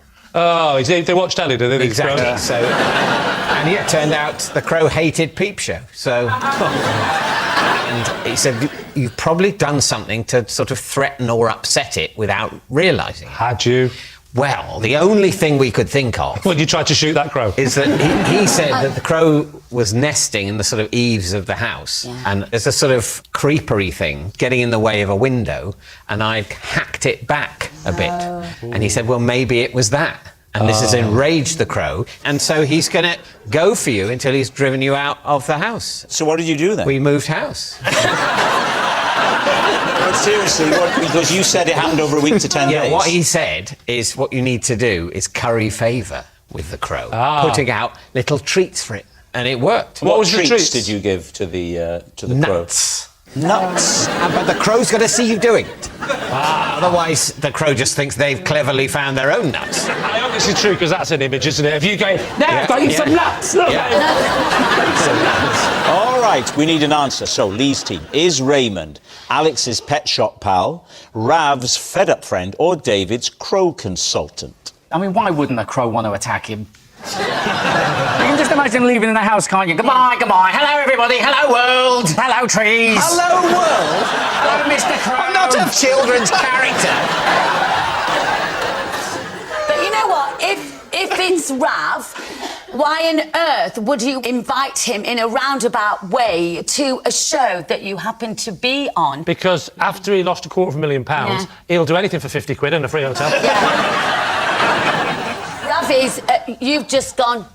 What does that mean? Body language. Oh, do you know about body language? Yeah. What does that mean? The liars go like that, or they sometimes go like that. Do they? Yeah. That's a bit of a give and tell, isn't it?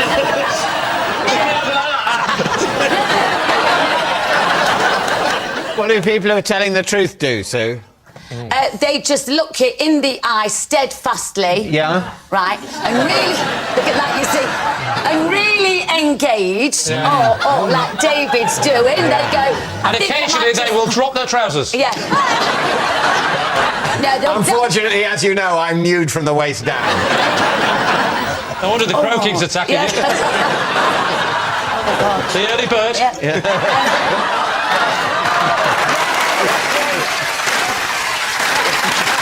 OK, Lee, time to go for a guess. I think it's feasible that it is David. You're going for David. Chris, you're going for...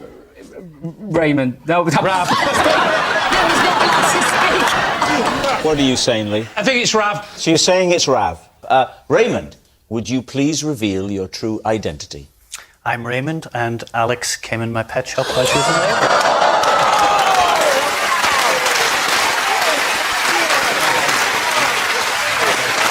Yes, Raymond is Alex's pet shop pal. Thank you very much, Raymond. Oh, thank you. Raymond was fabulous.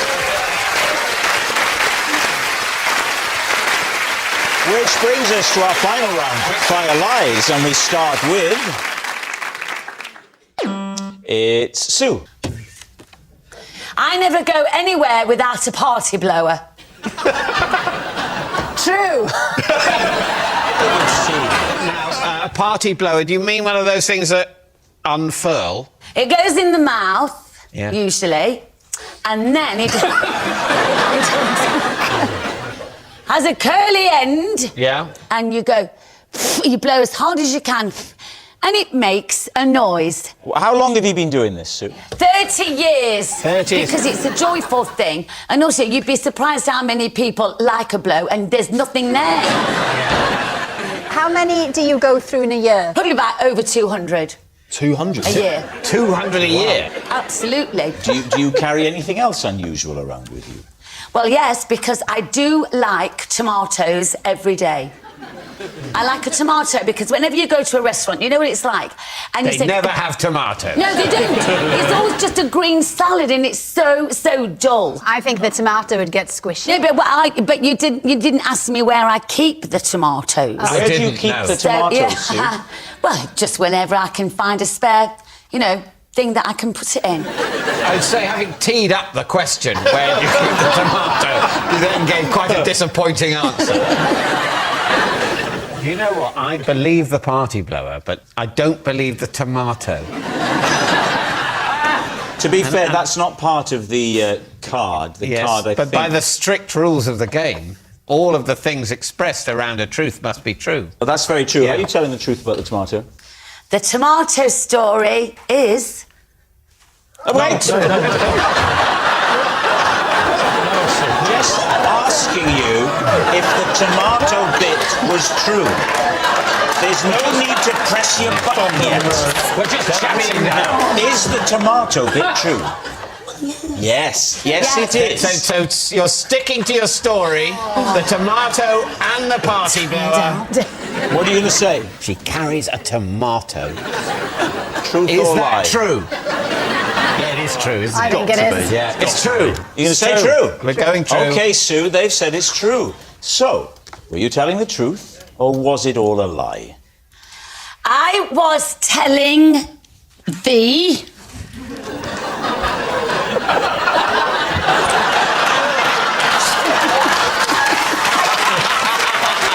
It was true.